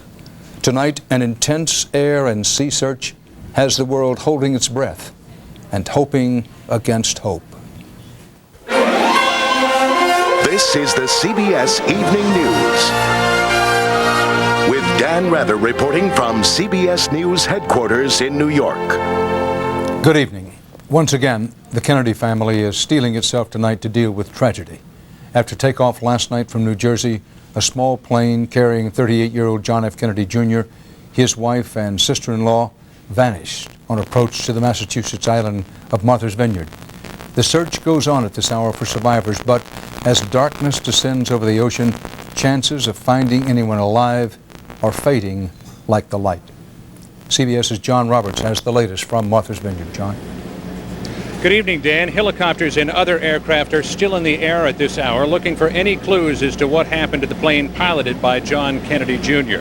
And even as afternoon wears on into evening, bits and pieces of debris are reported to be still washing ashore. Debris that it appears increasingly likely came from the Kennedy plane. At about mid-morning, the search area had been concentrated in the Gay Head Aquina area, a stretch of beach that includes, ironically, a piece of property once owned by Jacqueline Kennedy Onassis and now in the family trust. The Coast Guard reported early this afternoon that it had found a piece of luggage that had an identification tag on it, that of Lauren Bissett. That piece of luggage was found by a group of visiting tourists on Philbin Beach. There was a little flap that sort of velcroed down on the front of the suitcase, and I flipped it open, and it had a business card in there that says Lauren Bissett. As much as investigators, search and rescue teams want to know what happened to the aircraft, they want to know how it happened. The weather over Martha's Vineyard was fairly clear last night with a stiff breeze blowing from the west, though flying in this area can be tricky at times. Fog and mist can move in, and there are very few landmarks if you're flying over water. It's easy to become disoriented. Pilots who fly this area a lot told us this afternoon. Now, elements of the Coast Guard, the State Police, the Civilian Air Patrol, and a host of volunteers are still searching the waters and scouring the beaches, looking for any evidence as to what might have happened to that aircraft. But with the waters fairly choppy and sunset about to close in, any hopes that anyone survived what appears to be a crash are fading very quickly. Dan? John Roberts, thanks. From takeoff to last known radar sighting took roughly 70 minutes. Our CBS News aviation expert, Bob Orr, has been helping us cover this story all day. Tonight from Washington, he tells us what's been found out about the plane and the flight. Kennedy, his wife, and sister-in-law were flying in a Piper Saratoga like this one, a single-engine plane commonly used in general aviation. Kyle Bailey was at the Essex County, New Jersey airport last night when they took off. They were on the ramp talking around in front of their airplane, and then I guess they did the pre-flight check, and then I heard them doing running up the engine on the airplane. The plane was flying under visual flight rules, meaning the pilot had to be able to see where he was going, using navigation aids, maps, and landmarks. Kennedy had not filed a flight plan, but that is often normal for small planes. After taking off at around 8:30 last night, FAA radar records show the single-engine aircraft hugged the coastline until it reached Rhode Island, and then turned east towards Martha's Vineyard. Sources say there was a high layer of haze, but that the weather was generally good. Sources tell CBS News Kennedy's plane was last picked up on radar at 9:39, about 17 miles west of Martha's Vineyard. That was a location consistent with an imminent final approach to the Vineyard Haven Airport. But the plane then disappeared from radar. No emergency declaration was ever heard. Early this morning, hours after the plane was due, Kennedy's family reported the plane missing. The search then began in earnest at 8 o'clock this morning, and by midday had expanded to include more than 20 aircraft and dozens of boats. The Saratoga is equipped with an emergency locator transponder, a beacon designed to set off a signal in case of a crash. But experts say if the plane sank, the beacon may have malfunctioned, or at least may be hard to hear. A special ocean research ship will troll underwater with sonar. Within the past few minutes, I've been told that the FAA now officially has asked the NTSB for help. That is the first preliminary yet formal step towards declaring that an accident has happened, but it's very important to say at this point they have not taken the final step saying that there is a crash. If there is a crash, though, investigators could have a very tough time. To date, there have been no survivors found. There was no declaration of emergency from the cockpit, and of course this small plane does not have the black boxes, the flight data recorder and the cockpit voice tape. So Dan, unless they find some real key in the wreckage, if it has been a crash, it may be that we won't know for a long time, or if ever, perhaps what happened up there. Thanks, Bob Orr in Washington. After being told early this morning that the plane was missing, President Clinton called family members and said his prayers were with those on board. The Kennedys had gathered in Hyannisport for the wedding of John Jr.'s cousin. In an instant, the mood of joy was shattered. CBS's Elizabeth Caledon is there. Elizabeth? That's right, Dan. At just about this hour, the Kennedy family compound behind me was to have been alive with the sounds of a wedding celebration that has now been postponed indefinitely. As caterers and florists arrived here, the hustle and bustle of putting on a wedding was stifled by an eerie silence from the Kennedy compound, and the big white tent stands empty tonight. With the exception of a few glimpses of Ethel Kennedy caught with a long lens, the family stayed out of sight after attending a morning prayer vigil which a family spokesman described as full of hope. The prayers are for those who were not present. The prayers are hopes that everyone is safe and that the family will be reunited. This was to have been one of the last big Kennedy weddings, uniting Bobby and Ethel's youngest daughter, Rory, with a New York film and book editor named Mark Bailey. The wedding meant police presence around the compound was already heavy. We had been involved in planning for the wedding earlier in the week, so we would have been here for that. It's unfortunate we're here for this tragedy. A friend of the family and former chairman of the Democratic National Committee, Steve Grossman, had lunch with Ethel here just last week and said she was filled with anticipation for this day. She said, gee, it's going to be wonderful that family doesn't come together as much as they used to, and then she and Carrie had a little discussion about how many Kennedys, and they'd settled on 130 of the members of the family. And now, Dan, visitors to this seaside community who came to share a celebration with the nation's most famous family fear they'll be mourning with them one more time. Dan? Elizabeth Caledon in Hyannisport, thanks. For as long as we've known him, he's lived in a fishbowl, no matter how his family tried to protect him. And for many, John will always be the Prince of Camelot, the inheritor of the legacy, heir to the myth, keeper of the flame. Anthony Mason reports on the very public life of an essentially private man. When he was born, even his name made headlines. The brave little boy beside the casket. 5 years later, as Robert Kennedy campaigned for the presidency in California, he too was murdered. The remaining brother, Edward, probably destroyed his chance to be president by driving the car in which a young woman drowned in a place called Chappaquiddick. Believers in a Kennedy curse will duly note tomorrow is the 30th anniversary of that tumultuous event. The next generation of Kennedys has sometimes seemed to relish skating near the edge. A nephew, William Kennedy Smith, was acquitted of sexual assault, but only after a trial that embarrassed the family. Robert's son Michael was first tarnished by a sex scandal, then died in a skiing accident. His brother, Joseph, was forced to leave politics by a tell-all book by his ex-wife. Some Kennedys, like Kathleen Townsend, the lieutenant governor of Maryland, appear destined for future stardom. But it is the tragedies, each new one evoking memories of the last, that has made the Kennedy myth, and makes us think back to the words that John Kennedy spoke while in the White House. Life, he said, is unfair. Eric Engberg, CBS News, Washington. As night falls on the Massachusetts resort island of Martha's Vineyard, an ocean search continues and presses on for the small, very small plane carrying John F. Kennedy Jr., his wife Carolyn, and her sister Lauren Bissett. The plane was last sighted last night approaching the island on a flight from New Jersey. No bodies or survivors have been found, but some debris, possibly, many would say probably, from the Kennedy plane has been retrieved. That's part of our world tonight. We'll be back with the very latest developments in this continuing story later this evening on a special CBS broadcast.